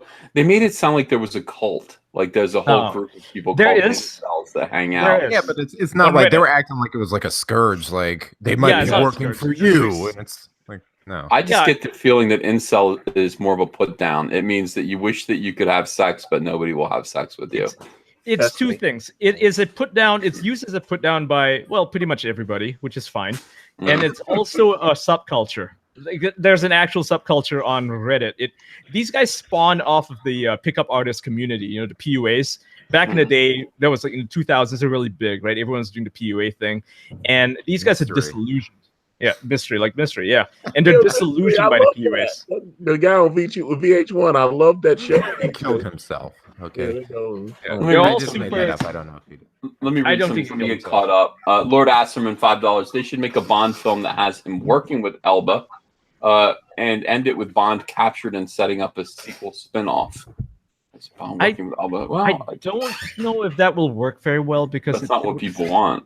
Yeah, we want to see Idris Elba as Bond, even though he doesn't want to take the role. But that's what we would have wanted. Let's see. DV Make Do, $5. James Bond is one person and he is English. Ugh, I wish Jeff was here to put you in your place. Jeff is world-class bullshitter. He's a big James Bond fan. I'm not a big James. I'll admit that. I'm not a big James Bond. It doesn't mean much to me either. So you're probably maybe if somebody really cares. Yeah, but isn't Idris Elba English though? He is English. Yes, he's 100% English. Yeah, he's not African or whatever. No, he's English. Benjamin Beltran, it's okay to be soy. No, it isn't. The Cobra Viper, $10. Thank you for $10. Research shows that children's self-esteem improves when they see heroes of their race and culture, even if they don't particularly like that hero. But the benefits are lost when the heroes are race swapped. When the heroes are race swapped, that goes away. What does it mean? You said race and culture. I want to know the ratios on that. It's probably more to do with culture than race. Yeah. Like if there's somebody that's Asian, doesn't mean I relate to them. Yeah, if there's like an American guy or somebody, at least even in Western society, I'm sure you'll probably identify with them more than somebody in Africa where you can't relate to their problems. But I doubt it has a lot to do with race. I mean, there were people I looked up to that were black, and I didn't even notice it until my dad said something. It can't even be. That's a true story. That wasn't a joke. It can't even be race because take for example, let's say you make a French character. You recognize him as French. You don't recognize him as white. He's French first before he's anything else. Idris Elba is British first. Pepe Le Pew. Look who the #1 action star in the world is. It's a half black, half Samoan guy. That's the most white kid. Yeah, it's who most white kids and black kids and everybody's cheering for. That's their Vin Diesel as well. He's the #1 box office draw. #1 most consistent box office draw is The Rock. Yep. And then after him is Vin Diesel, who's like half white. Why is Vin Diesel? Is he not even white? Is it? He's not even white, is he? He's like half he's half black, half something. I don't know. No, he's cool. He's a cool guy. Is he? Is it really? No, I thought he just dropped off the face of the earth. The Rock's not white at all. Yeah, Warhead. Oh, let me read. Wow. Oh my gosh. Smiley Warhead. Best case of blackwashing death at a funeral. Love that movie. Do you know that movie? Oh, he's talking about the remake with Chris Rock and what's the guy from Game of Thrones that plays Jackie? Oh Tyrion Lannister. Yeah. Peter Dinklage. But Peter Dinklage. Okay, so there was 2 versions of that movie. There was a British version, and Peter Dinklage was in that version as well. And then Chris Rock bought the rights. I think it was Chris Rock and Martin Lawrence, and then they did it an American version of it, and then they hired Peter Dinklage to be in that version as well. So there's 2 versions of that movie. I only saw the English one. Did anybody see the Chris Rock one? Yeah, it was terrible, but it was okay. I don't know. Tracy Morgan is like, what? I just looked at the cover. I mean, it makes me want to see it. I was like, yeah. Sewer Shark, thanks for £2. Appreciate you. Or €2. Tim Riggs, $5. Nurkish's avatar looks like John Wayne Gacy's pissed off intern. I actually have a new avatar now. It's been redesigned. A newer avatar. I like that one a lot. That really looks like my image of you. Not the clown, but just the face. Like, I wouldn't be surprised if that's exactly what you look like. It is kind of what I look like, yeah. Yeah, okay. Billy Ritchie, $1.99. Has anyone read Lady Mechanica? No, but you know what's interesting? I haven't. But what's interesting I've is heard good things. when I wrote to Diamond, or when I started talking to Diamond about being that, I said, yeah, I think I'm going to try crowdfunding for Cyberpunk. They said you should definitely do that first. The guy who does Lady Mechanica sells like 9,000 copies, and it's he does great. It actually looks good from what I've seen. It's a good looking book. It looks really good. Like, look at the covers, look at the inside art. I'm looking at it right now. Ethan, how does Diamond work? Do you so you're going to get all of your shipment come in from your print run, then do you just send them boxes, or do they come from the printer? Do you send them out to Diamond? No, the printer would send it. What's going to happen is if I go through Diamond, which we're going to do because it just makes sense, there are going to be two different printings of this book. There's the Indiegogo book, which is going to be pretty. It's going to be expensive. And that's the one that everyone's going to get. We're going to hand ship those. Then I'm going to send it back for a second printing that's just on paper. It's going to look like a normal comic book with a cover price of maybe $8. And that is going to be offered to people in comic shop. That's going to, and the way it basically works is you solicit through Diamond first, and Diamond says, hey, we sold 8,000 copies. So we're put in the order to cover our 8,000 copies. And then the printer sends them straight to Diamond. I work with a lady who knows the head dude from Diamond, and they stay at his house all the time, like his beach house or whatever. And he gets some tickets to see Thor and stuff. He's cool. Steve Jeppy. The Jeppies are a great family. He owns like a little museum, right? Like a little baby comics museum or something. Everything. The Jeppy Museum. They used to in the 90s. I remember oh my god, the 90s were so much better. Let me just close my eyes. Go back to when you had bleached hair, Ethan. No, I had bleached hair like a few months ago. It was recent. Oh my god, yeah. The 90s, everyone had money, and comics were civil. People wanted to work with one another. It didn't matter what your politics were. And Diamond, like Steve Jeppy, he's in Baltimore. Yeah. He would invite people. He'd have a big party at the museum, and we'd all come in black tie, free booze. We'd look at all the comics. God damn, what happened to comics? It's money. I think you hit the nail on the head. I think money dried up and people get angry, and that's why people have more time to be angry. That's not true. Look at video games. No, look at video games. Video games it's a multi-billion-dollar industry. It's bigger than music, movies, TV. And yet some of the biggest companies in the world, in fact, one of the biggest companies in the world, EA Games, so Electronic Arts, nothing but SJWs over there. Nothing but SJWs. But I mean, it's hitting their sales pretty hard, right? It is hitting their sales, yeah. They're going they have so many sales to go down before they even feel it. Yeah. EA is also one of the most hated companies in gaming. So it is, yeah. But they still got a lot of money because of their practice position in mobile. Mobile gamers, they're not really gamers. So they don't care about what goes on in the video game industry. So they'll buy an EA game. They're really good at marketing. You'll see their titles everywhere. Command and Conquer, The Sims, all this stuff. Oh, I love Command and Conquer. Right? And they made a mobile version. It sucks. And they destroyed the whole thing. But people buy that, and people spend money on it because that's how they monetize. It's a free game. So you'll be like, okay, I want to spend $100 on this, or $10, $5, whatever, to buy upgrades for my base. Yeah. People do that, and that's how they make into billions of dollars. Well, even with games that have really bad press, like a Battlefield 2, people still bought that, even all the bad press surrounding it. So absolutely, yeah. And now, fortunately for us, Battlefield 5, that's the latest one. It's got so much bad press that they're expecting only 25% of the sales compared to Call of Duty, because Call of Duty is not. Yeah, I was gonna say Battlefront, not Battlefield. Battlefront, Battlefront. That's last year. Yeah. They're both shit. Yeah, but it's still sold like crazy because it's Star Wars and it's EA, so they're good at marketing anyway. Yeah, so don't you want the DLC of Finn or whatever? I always wanted to play as Finn when I was like, oh man, I want to be Rey and Finn. Yeah.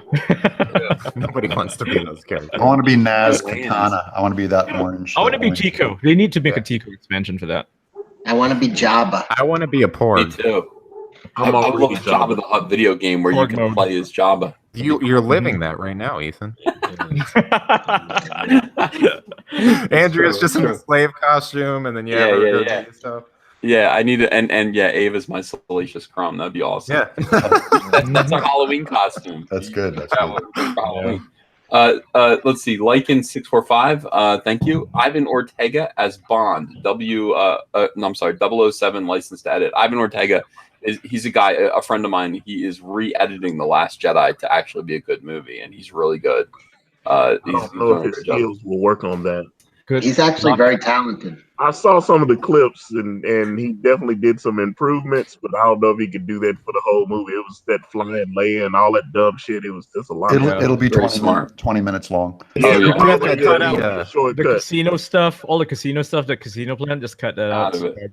Oh, But I mean, he yeah, actually yeah. re-edited it. The lightsaber scene in the begining, you know, with Luke throwing it over his shoulder.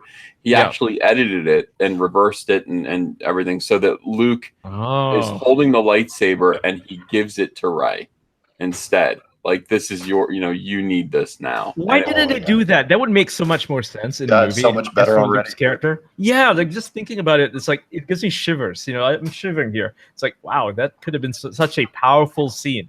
Such a powerful scene. Shameful. No, Yeah, just kill him. Yeah. And SJWs, they do things that feel horrible to normal people, and then they want to yell at you and lecture you about why it makes sense and why it's for the best. And then once they exhaust all those ideas, they eventually come around to conservative ideas, repackage them, and try to sell them to you as if it was their idea. Yes. It's like all this, like, oh, you know, the kid, like the article you just read. They just spin it and make it sound like pseudo academic, and then try to sell it back to you. Sewer Shark, thanks for €2 donation. Appreciate that. David Lutz, $5. There's an SJW hate fest on EVS right now on Midnight Edge's Facebook page. Right now, again, YouTube won't let me share the link, but the puppy's name is Tendu Soji. I don't know what any of that means.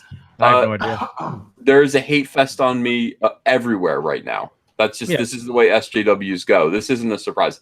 SJWs have decided right now, this is an organized, coordinated attack to try to take down Comicsgate by removing me. Zach, how are they going to remove you? I don't know. Get enough people to hate me that I'm going to. I don't know. I think. I mean, seriously, It'll work. What the hell was that? What's going on? He just died. He passed out. He fell on the floor dead. Oh my god! Now, Catastrophic noises. I just dropped everything. Yeah, I don't know. You're going to see a lot of that, guys. Don't take it personally. Don't worry for me. First of all, I'm not letting myself see it. Don't need to know about every single individual case. I just have this vague idea that it's happening everywhere. And that's okay. I mean, this is part of it. At the end of the day, every time this happens, it dies down and we become bigger than ever. And I just wish we could time this with the launch of Rainbow Brute. But unfortunately, it's not happening until October 1st. So right now, Good. I know. Well, Right around when we're doing ours. Thank you, Ethan. Thank you.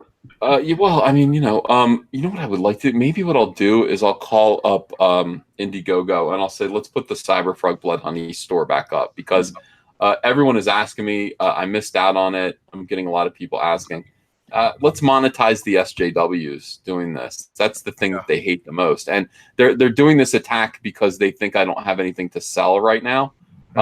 Let's monetize them. Let's monetize it. Yeah, make use of their outrage. You know, they come in waves of outrage, and every time they have a wave of outrage, just monetize it. That's the best way to do it. Yeah, that's what Richard they get does. So angry, they're just like, he's making money off of our hate. Well, stop hating. Try something different. Be productive. Work on your own thing, right? Yeah. Stop hating what other people do. Like, what is these people's problems? It's like they got nothing. Well, I guess I answered all of that myself. Yeah, it's they don't draw and they don't write, so they don't have a voice. So all they can do is tweet, and then they're going to go after people who do draw and do write and try and stop you. It's like because you produce. The stuff that they make when they do produce is terrible. Like no one buys it. No one, like even the people in their own group will not pay for it. That's how bad they are. Like it's only their closest circle, right? The closest group of friends. They're the ones paying for it. Everybody else not interested, except for when you convert your signal. It always feels like they're afraid to actually try because then they might fail. So they're always like doing something ironically. Everything I read that's SJW feels like they're doing it ironically. So if you say it's shit, they're like, well, yeah, it was just a goof. It was like Squirrel Girl. Every issue of Squirrel Girl I read, I feel like it's that meme. I was just pretending to be retarded. Yeah, like I was just making comments ironically. Yeah. It's not for real. Evil Paradigm, thank you for $5. Is cultivation theory different than constant negative media making people depressed and paranoid? What's cultivation theory? Cultivation theory is basically the idea that if you're exposed to certain types of media, let's say sexist media, or rather media that might be considered sexist, like sexy clothed women in the movie, in video games, you see a lot of that, and then you grow up thinking, oh, all women are supposed to look this way. You know, that's cultivation theory. It's going to turn you into a sexist, so to speak, if you play a lot of Grand Theft Auto. Of course, that's not real, because the thing about cultivation theory and why it's stupid is because you're not just consuming that one piece of media. You're consuming a fuck ton of things. You're listening to people. You got friends. You're watching 10 different movies a month. You know, you're not just watching that one movie on repeat. If that one movie on repeat doesn't have any impact whatsoever, so that's cultivation theory. It's completely different from what the comparison is. Like he said that being bombarded by a constant stream of negative media impacts your emotions. Yeah, it absolutely does. I mean, that's just your mindset. It's not going to change your opinion on anything.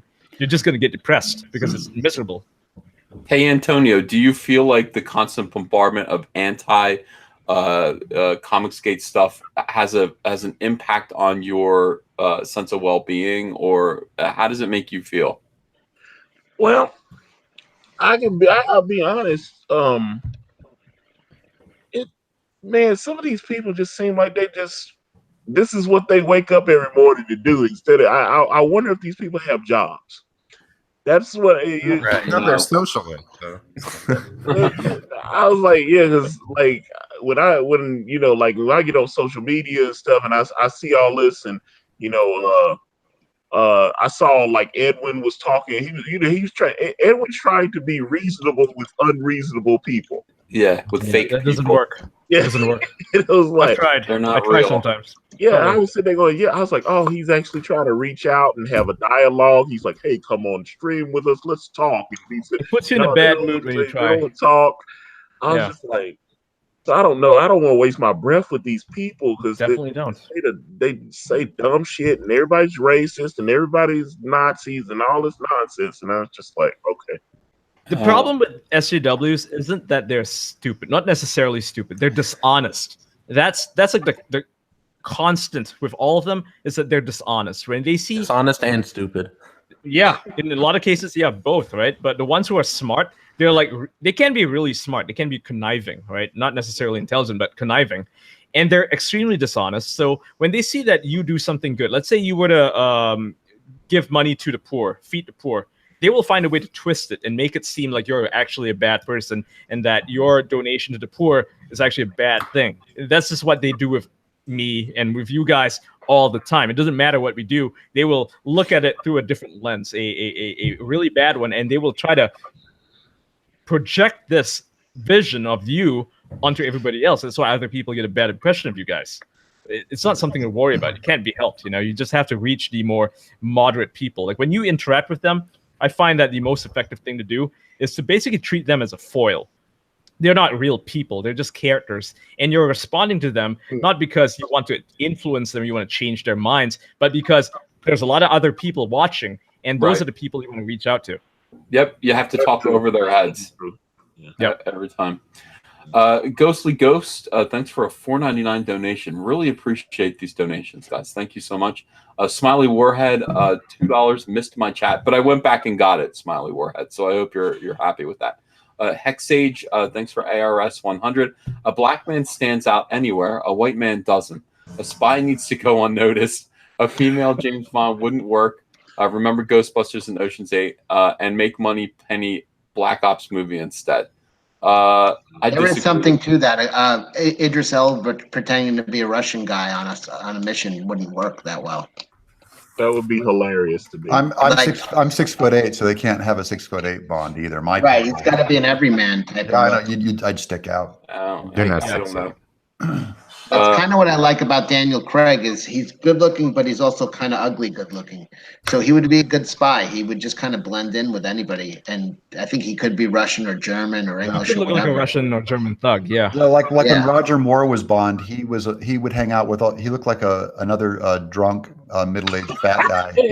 So he fit right in with all the late 70s villains. Yeah. Like Idris Elba is pretending to be a guy from Berlin. You know, it just does.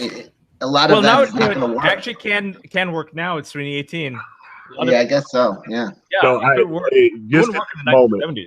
yeah, just in this moment, I have conceived what I call SJW James Bond, and Idris Elba can't play James Bond, and he goes out to barbecue in the park, and the woman calls the police on him because he is barbecuing without a permit. All this, he has license to kill, so he would shoot her. License to grill. That's what it's going to be. License to grill. Oh man. Scott Austin, thank you for your donation. The groundskeeper for Skyfall Men are played by Albert Finney. Was supposed to be played by Sean Connery, but producers got scared. Scared? Why? Because he's racist. I love Albert Finney. Albert Finney's Daddy Warbucks, man. I love Daddy Warbucks in that Annie movie. I'm sorry. I remember when they said, I remember they said that movie was racist because they was like, it had like stereotypes and all this, and I was like, well, no, now we got Black Annie that nobody watched. I call that Blanny. That's Blanny. Yes. And Blanny. Bland. Yes. Evil Paradigm, $2. EA was voted one of the worst American companies. Why? I'm not a video game. It's just how their customer service and the products they put out are just garbage. and they treated they made pressured their employees to work for free. Yeah. Overtime, isn't that where Antos or not Antos? Geez, Nita got it. Like she got her foot in there, isn't that right? Who is it? Who are you talking about? Sarkeesian. Didn't she like go on to some stupid diversity board to like help them? Yeah. But that was after she. No. You're thinking of her. Her. And BioWare's part of EA, by the way. So, that's right. That's why the game started to. Yeah, it faltered because she was actually recently. This is like behind the scenes stuff, but I had learned that she went and visited the BioWare campus pretty recently to visit them to see the development of Anthem. That's like their next big game, $1 million game. Oh, she's already touched it, and the executives, like the people in charge, the seniors, so people at BioWare, they're all super SJW, super male feminist type dudes and feminists, and they invited her personally and they took all her advice. And meanwhile, I'm talking to the people down below them and they're like, dude, like it was really annoying to hear her input because she doesn't even know anything about video games. And now we're supposed to take her input because she's a feminist and she's well known and they all want to suck her dick, basically. Didn't they learn anything from the last Mass Effect game? Like didn't that tank? That tanked, yeah, completely. Yeah, it killed the Mass Effect series. I always think that's weird because Dragon Age, I thought that was good. Dragon Age Inquisition, that was a good game. Yeah, it's decent. But no, all the people who made Dragon Age Inquisition, the people who made the original Mass Effects, they don't work there anymore. They don't work at EA or BioWare anymore. They left, right? They're not part of this new company that just calls itself BioWare. It's just SJWs in it. Well, she also touched Dishonored too, right? Not really. That was like falsely credited to her, and the media just sort of ran with it. But there are a number of SJWs on the team who, the game is good. Dishonored 2 is a good game. The problem is they're very loud about their politics. It makes people not like them or want to buy their games. That's what's happening to that company, Arcane. It's not looking good for Arcane. After they make the new Wolfenstein or something, this is actually behind the scenes again. They're not being credited for an upcoming Wolfenstein, which stars 2 girls instead of BJ Blazkowicz, the big American dude. It's like his 2 daughters now. They're working on that. Probably not going to do very well. The fun of those type of games is how meathead and stupid they are sometimes. Like, I mean, I don't know why you would. I don't know. Imagine if Doom was like a female Marine. It's like, okay, this is kind of gendered now. Or they just rebooted Duke Nukem, but it's his daughter. Yeah, wow. It would suck. And that's the problem with these games. I mean, they're trying to force diversity into it when really all you have to do is just make a new game that has a female lead. It wouldn't be a problem. Tomb Raider does really look at well. Horizon. That game was amazing. fantastic game, and the writing is like not bad. You know, it's like there's not a lot of SJW stuff in it. If anything, it's like mildly SJW, but it's not in your face. You know, they don't say this is feminist, it's a feminist game. It's only the games journalists who come out and they're like, Horizon is the most feminist game of all time, but the developers themselves are not saying that. Sony isn't saying that. So sometimes I get irritated when I see that, when I see journalists do this, because it can actually cost a game sales. You know, I had to convince a lot of people who I knew would love to play Horizon to buy the game because they were afraid that it's going to be an SJW game. I had to convince them that these articles are wrong. Not to derail Ethan's chat about comics and stuff, but the video games thing really annoys me because, you know, comics take a while to make, but the money put into them isn't nearly as big. So it's not like you're screwing over so many people when you screw up a video game. Like it's just screwing up so many people and killing franchises and companies. It's just hundreds get laid off. I mean, that's the reason why the people I talk to at BioWare, they're pissed off about this whole Anita thing because they know it's going to affect them. It's going to affect their bottom line. I mean, in 2 years, they might not even have a job. If it doesn't do well, they're shutting down. It seems like comics, you could kind of steer the ship a bit and like correct it a bit because there's a little more leeway as to where video games, so much shit goes into it. It's just, I mean, it's tough to, once you're invested in this nonsense. In comics, it's just like a couple of people there, right? That's a couple of people at most working on a thing. But in video games, it's this gigantic industry. It's like a whole company. You know, it could be like 500 people working on one product. And if the designer, if like the lead guy is like, we need to put this feminist thing in there, everybody else is like a little worker ant. They have to put it into motion. There's no way to stop it once it's in production. Hundreds of millions of dollars to do. Doug, how do you think that would work? So like, let's say I'm an animator or something, or a programmer on the last Mass Effect. Does it matter that, like, so I did my job. I did a really good job on that. The game tanks. Does that look bad on my resume? No, it doesn't. No, it doesn't, okay. Because first of all, if you're a programmer, they'll just pay top dollar for you if you're good. They'll slot you in another game. Yep. All right, let me go do this. Ian, I need your attention here because there's a fellow named Cobra Viper, and he asked a question earlier. He spent a total of $20 now in super chats. So he said, okay, bullshit, dismissing my comment halfway through it. Sorry I wasn't able to fully articulate my point at $10 for 200 characters. Still love you all. And then later he comes back and says again, $5 and Still Gray, that's you. I didn't say children prefer the hero of their race, and the research doesn't show that it only shows children's self-esteem improves. Now his original comment was, and I want you to take a little more time with him here. Research shows that children's self-esteem improves when they see heroes of their race and culture, even if they don't particularly like that hero, but the benefits are lost when the heroes are race swapped. Okay, so in other words, what he's saying is that if I were to create a new character named Cat Lad, and that guy was Puerto Rican, and that would be really cool. Like that's people like that. But if I take another character, Wolverine, and make him Puerto Rican, that's just not as good. Oh, okay. Then I completely agree with that. Yeah, for sure. Yeah. Because it feels like a knockoff. It's like a knockoff character. Like Miles Morales is okay as a character because he's his own person. He's not Peter Parker. But if you take Peter Parker and made him Puerto Rican, it would be like, couldn't they just make, a Puerto Rican character? Absolutely. Yeah, I agree with you. Sorry for jumping the gun there. Miles doesn't bother me as much because also he seems to have a reverence for Peter. Like and he's a well-written character. He's a well-written character. There's this one issue I remember where he's talking to his like fat buddy, and he's like, he says something like, I think he starts reading social media, and he sees that everybody on social media is like, oh, he's a black superhero, he's a black Spider-Man, black this, black that, and he actually gets really upset. He gets offended. He's like, I'm just Miles Morales. I'm just Spider-Man. I'm not like a certain race. You cannot just like me because of the color of my skin. I feel disrespected. It's like it diminishes my my achievements when you say, oh, I'm only good at this because I'm black. So it's like saying, oh, you're a great superhero for a black guy. That's insulting. Why not? The person who wrote that got fired, though. That line.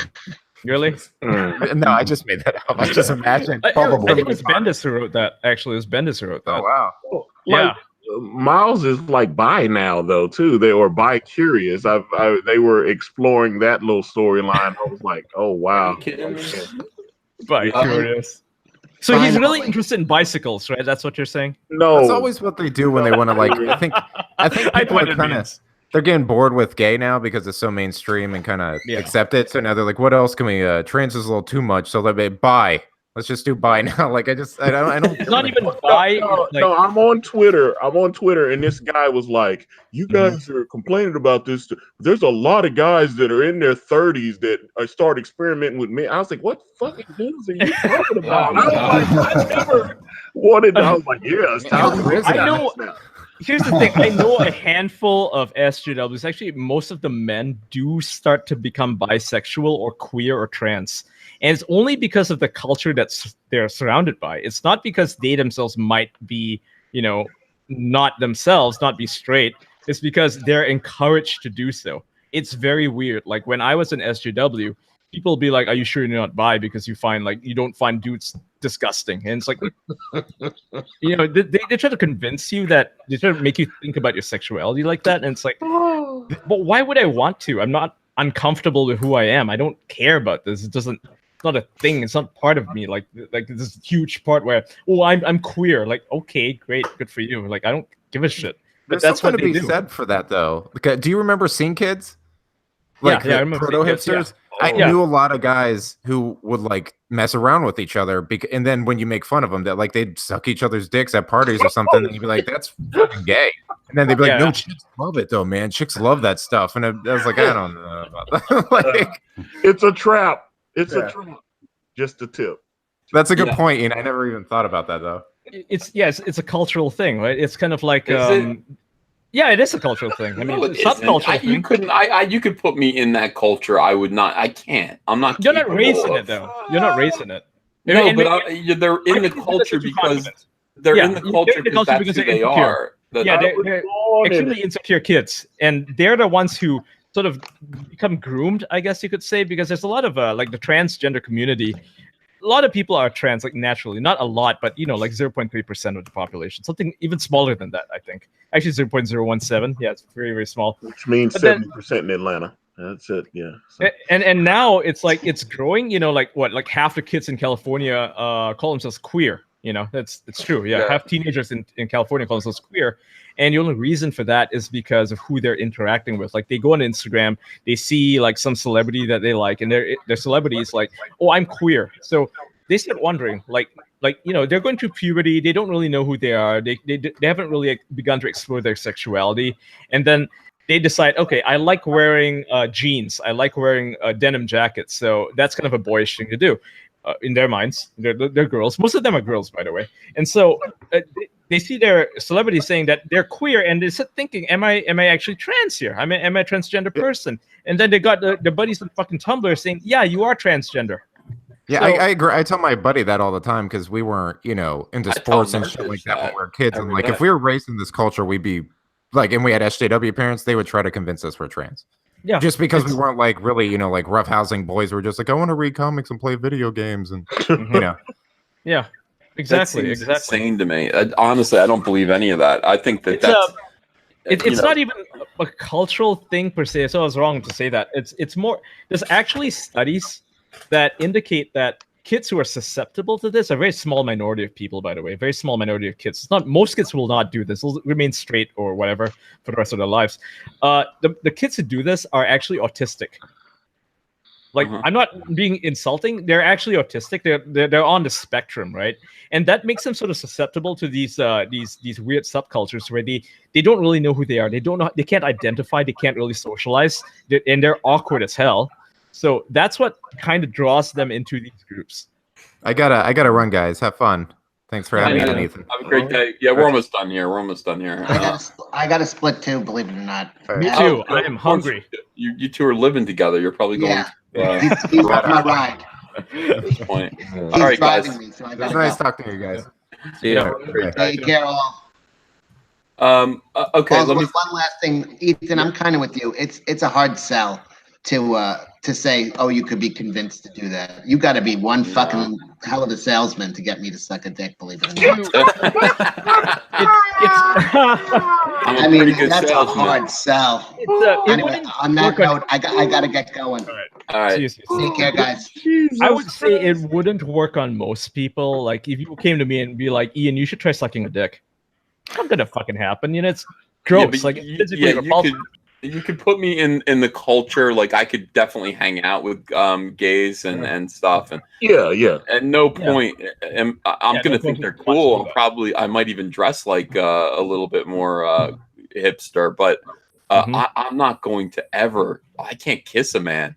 I can't. I'm just not capable of it. The idea of it is like it's repulsive. It's not that like if I see two men kissing, they can do what they like. It doesn't offend me, but the idea of me making out with another dude is like, it's like can't do it. No It's offense. like impossible. I'm You'd have to force me, capable of that. which is That's the thing. We were on Twitter, and the guy was like, "Just because you say this, but a lot of guys are doing this behind your back, and you just don't know." I was like, "Hey, I'm not." It's cool if that's what you want to do. I just don't think that I don't think it's a nurture thing. That's what I'm saying. I think gay guys are gay, and they just are. Absolutely. It's not a choice. That's not a choice. I think with like the social justice thing is that you have a lot of very weak-minded people who are like they're not turned on by kissing other men. I don't think they're not turned gay. And to say that someone's turned gay is actually pretty insulting to actual gay people who like they live in Muslim countries and they're slaughtered for their sexual preferences, and that's fucked up. And believe me, if they wanted to, if they could choose not to be gay, they would choose not to be gay. It'd be very easy. It's a very simple choice. Either you die or you're gay, right? So the frog's gay. The frogs can be turned gay. That's scientifically proven. Actually scientifically proven, yeah. And you can also make them not depressed by feeding them a lot of antidepressants. Don't worry about frog depression. And the problem is we eat a lot of those fish, and we start eating all the fucking waste medication that people dump into the ocean. That's actually pretty bad for us. Yeah, don't eat fish. But back to the gay thing. You cannot choose to be gay. The problem with like social justice warriors is that you have a lot of very weak-minded people, and I wouldn't say like the majority of them will become gay. That's not what's going to happen. But I actually know a handful of guys who are now trans because they are so weak-minded. They're so they're always seeking approval from their peers. And there's this one guy. I've known him for a long time. His name is Mike Sacco. Actually, you guys might have even heard of him. I think Doug might have even heard of him. Yeah. He used to work for Blizzard, right? Yep. He used to be a designer there. Yep. He used to go by Mike Sacco, and now he is like something else Sacco. He changed his name. He became trans because he got a lot of praise when he started becoming like gender questioning. He started there with gender questioning. And people on his Facebook, I used to follow him on Facebook, they would all praise him. He would get like hundreds of likes for doing that. And so one day he decided to play the Face app, the one game that lets you change your face to like a female. And he was playing with that. Now, this is a guy who admitted that he never had gender dysphoria, meaning he never considered himself as a woman. He never thought of himself being caught up in like the wrong body or anything. But he said that he was playing with Face app and he saw himself as a girl and he thought, oh, look at how pretty I am. I want to be that person. And then overnight he became trans, and now he wears a dress, he wears makeup, he changed his name. I forget his name. I forget. He liked the way he looked. Yeah, he's a narcissist, right? The guy's a narcissist, very clearly. And very weak-minded narcissist, mind you. So he's got the approval of his friends now. They're all really happy for him because, hey, it's another trans person that we can carry around on our shoulders and say, look at us, we're diverse. So poor Mike, who once made video games, is now trans, and he's not doing anything else. His girlfriend dumped him, and that was when he decided to become trans, by the way. His girlfriend, a longtime girlfriend, the one he used to date, Charanea, I think her name is on Twitter, she dumped him. Yeah. And now he's trans. It's like, okay, this is very clearly that he had a stress break, right? Midlife crisis, like a very early midlife crisis. Yeah, I'm going to have a midlife crisis today because I am going to Best Buy. I'm going to live stream from Best Buy, and I might go buy a video game console. So I'm going to need everyone in the chat's help when I do it. Andrea is going to be there with me. I'm going to buy that. I'm going to buy a new laptop. I am going to officially make this show kick some ass. I need help to figure out how to make it. Okay, get a PlayStation 4 Pro, PS4 Pro. I have that. I have one of those. You have that? Okay, yeah, then just buy some games. Yeah. All right, let me read these super chats here.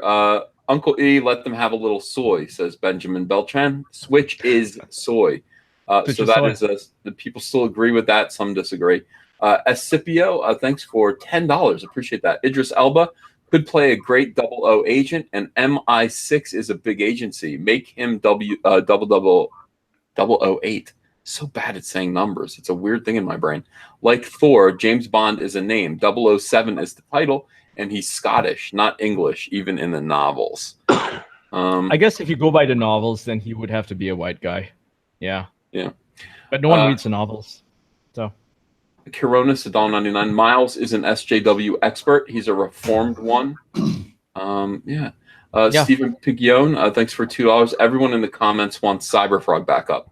I mean, I'm going to call, see if I can do it, because I think it would be funny right now, just to see if I can make a lot of money on Cyberfrog off of this current wave of SJW hate. And I think that would just make them go, oh, God, no. They really, more money. They don't like that. Like, they really don't like that. And then they just come to me and they say things like, you're just doing this for the money. And I go, yes. It's a business. And thank you for your help. I mean, you're weaponizing hatred of us. I'm like, then stop making it so profitable to hate you. I mean, it just is. Like, everyone hates you. And if you just say, hey, I'm not that guy, people give people money. I'm not SJW, and this is what I have to sell. What does that tell you? What does that tell you about your belief system? People hate you. They hate SJWs. So hate on me all you want. I like it. I'm actually getting to the point where I'm, it's like, hey, they're hating on you. Oh, good. Good, because business opportunity. Yeah, my whole thing is I don't have anything to sell, so maybe I will put Cyberfrog back up and let's monetize that hate. Let's make a little money. And on the plus side, it's Cyberfrog. It's quality stuff. So why wouldn't you buy it? That's the thing. It's not like people are just giving you money for nothing. They're getting something out of it, and it's good. So yeah. All right, so I'll do that. Hexage, $20. Uncle Ethan, I think you missed my last. Okay, I took care of you, Hexage. I'm sure that I did. Psychotic Cognition, $100, $5. Do you think there will be a time when SJWs vanish and stop being a thing, or are they going to be around for good? No, they're going to vanish. They're like hippies. They're just, it's a current movement. Fad. Hippies died when Charles Manson, who was the ultimate hippie, the ultimate expression of hippieism. Friends of the Beach Boys. Yeah, I mean, once he did his thing, it became clear that they were toxic. Hippies were toxic, and the public wasn't going to really tolerate them. Now you can be a hippie the same way you can be a communist. It's cute. Yeah, it's hip. Do your thing. Yeah, but it's not a real movement. SJWism can't sustain itself because you can only be hateful and angry for so long. And it's self-destructive. They eat the left. The left eats itself, right? That's the meme. Their own all the time because they don't have a coherent philosophy, so they can't. None. No. Billy Tucci is live streaming. Someone just said that's exciting. Let me finish up. I'm going to get off, and everybody go over to Billy's chat if you would. All right. Smiley Warhead just sends me a smiley face and $2, and thank you so much. That's a happy thing. Anthony Halberstad, $5. These waves of outrage are creating the very same content that SJWs are afraid of, i.e. the High Council and Ivan Ortega. Yeah, I mean, keep doing it. People just come to us. It's like, when you act like a total dickhead, and you're being a dickhead because you hate me, you're contrasting yourself with me.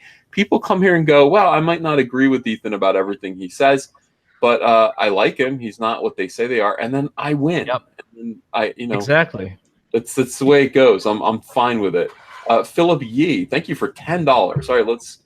When people donate $10, I have to pay extra attention to what they say. What are your thoughts on Crunchyroll taking the subscription money that was framed as supporting the Japanese anime industry and instead funding an American she cartoon? Yeah, it's I would actually call that wow, I can't think of the word right now. Grifting. Seems like grifting to me. Grifting. It's misrepresenting. It's fraud. Absolutely. It's fraud. Yeah. That's the word I was looking for. It's fraudulent. It's fraud. The people need to refund their money as soon as possible if they can, and Crunchyroll needs to go bye-bye. That is infuriating. A better company to come along, one that doesn't abuse its customers or its clients. And that's what they did. They abused the customers and the clients so they could make a, Steven Universe type knockoff. Yeah. Yeah, it's really stupid. These people, they do need to be punished for this somehow, because SJWs can't just behave this arrogantly. They can't. You can't let them. You can't sit by and let that happen. I mean, that's how they get away with these things, is because the outrage is sporadic. Our outrage is sporadic. It's not coherent. We don't have a mob working for us, and we don't get mad about things a lot. Like, we'll see them doing something stupid, we laugh at it, but we don't get upset. We don't take them to task for it. That needs to change. We need to take them to task for it. When they do something really bad, we need to hold them accountable, make them live up to their own standards. Yeah, the market self-corrects, though. The market doesn't lie. So if it's a good show, it'll make it, and then if it's not a good show, and the audience, whatever, it'll just fail. If it's good, what do I care what the source is? You know what I mean? If it's good, that's true. If it stands on its own, I'll watch it, and it doesn't matter to me if it's pure anime or not. Although it is false marketing if they market it as, we're going to do this, we're going to support this culture, and then they don't. But even if it's a good show, I mean, I'd watch it, right? And it would make it, but it's not going to make it because it sounds like a lower quality thing than they promised. Yep. Yeah. Okay. Okay. So thank you so much, Philip Yee, for that generous super chat. Coronas $1.99. Breath of the Wild is the best. You can bake pie. What's Breath of the Wild? Oh, it's Legend of Zelda. It's a Zelda game. Yeah. Oh. You run a sword and a shield, and you beat things and use magic spells. Is that a new Nintendo Switch game? Yeah, it's a new Nintendo Switch game. And it sounds like you just described half of the games in the whole world. You got a sword, and a shield, and you hit things. You're like an elf who wears a green suit, or a blue suit in this one, I guess. No, that's still about 30% of the games. Oh, God. Yeah. And you have to rescue a princess. Okay, that's still 30% of the games. Okay. I like that. I like rescuing princesses. I'm sorry, Anita. Go F yourself. Scott Austin, producers were scared that having Sean Connery as the Skyfall groundkeeper would anger Bond fans because it would confirm that Bond is just a title. Oh, okay. Oh, okay. I got it. Cobra Viper. Okay, he says thank you. Love you guys. No homo. So he's thanking us for readdressing. No homo. Love you too. Love you too. Latest Night, $5. Where did the name Uncle Ethan come from? Also enjoying these chats. They're interesting to listen to. Also, Cecil reminds me of V for some reason. Same kind of voice. I don't know where Uncle Ethan came from. It might have been, I'd have to go back and look. I don't remember being, I think, Ethan and Hila from H3H3, they also call him Uncle Ethan. Uncle Ethan, yeah. And so that just got applied to me as well. I never thought of myself as Uncle Ethan, but people started calling me that. Now they're calling me Caesar, which I like better because it's so cool. Andrea's like, you're gonna get a swollen head. I'm like, it's just, I love Hail Caesar. That's so, I love the show Rome. That's so badass. And yeah, it also is reflective of these creeps behind my back trying to knife me. Oh yeah. I had fun with Ro last night. I loved hopping on his stream. That was awesome. Yeah, I just think and calling our fans the Centurions. I mean, it's so fucking cool. I can't help it. I know it might be a little bit like immodest for me to just say I like that. I actually do like it, and that means it's going to go away. So I shouldn't have said that. Chris Chambers, thanks for $2. I hope Nurkish is not off to one of those parties. He is. Swinger party. Nicholas Glenn, thanks for $1.99. Billy just went live, giving him my support, and I agree. You should give him your support, and that's why I'm going to sign off now. I'm going to go live. I'm going to go up and have something to eat, and then I'm going to go to Best Buy, and I'm going to do a live stream. I'm going to require some help from you guys. I'm buying a new laptop, so I need good advice, and maybe some video games as well. You guys are great. Thank you so much to everyone in the chat. Thank you for being with me. I mean, I really do appreciate all of you. You want to give some shout outs and plugs as we leave? Yeah, sure. I've got Bigfoot Bill up, and I'm looking for readers, and I appreciate them all. And we're doing great. We're double funded, but a week and a half in, the lull starts to come in. I need some buddies to come in. It's true. And meanwhile, I'm banging out pages. I think we're going to show the first color page. It's going to go in the book in the next 24 hours. I'm going to post that. It's going to look great. Nice. This looks really good. This looks really good. Thank you, sir. Thank you, sir. Nasser, are you still awake? Yeah. Okay. Sorry, I'm quiet this morning. It's Stardust, right? Yeah, but it's already closed. We didn't go to in demand or anything. Oh, okay. So you don't have any. Oh, well, you're gonna have something soon though. That's October. So that's gonna be Comicsgate Wave 2. October, we're gonna be putting out a bunch of new stuff, and Nasser's gonna have a project with Donald DeLay, and that's gonna be pretty great. Antonio Bryce is here. Antonio Bryce of Brand. Just go look up, Brand Indiegogo, Antonio Bryce. We had a good day yesterday. It was, we're 75% funded now, $11,253. The Centurions were definitely coming through when I was on with Ro last night. Hell yeah. That was a great thing. And then I also have an update. I did a stream with my artist, Kanan White.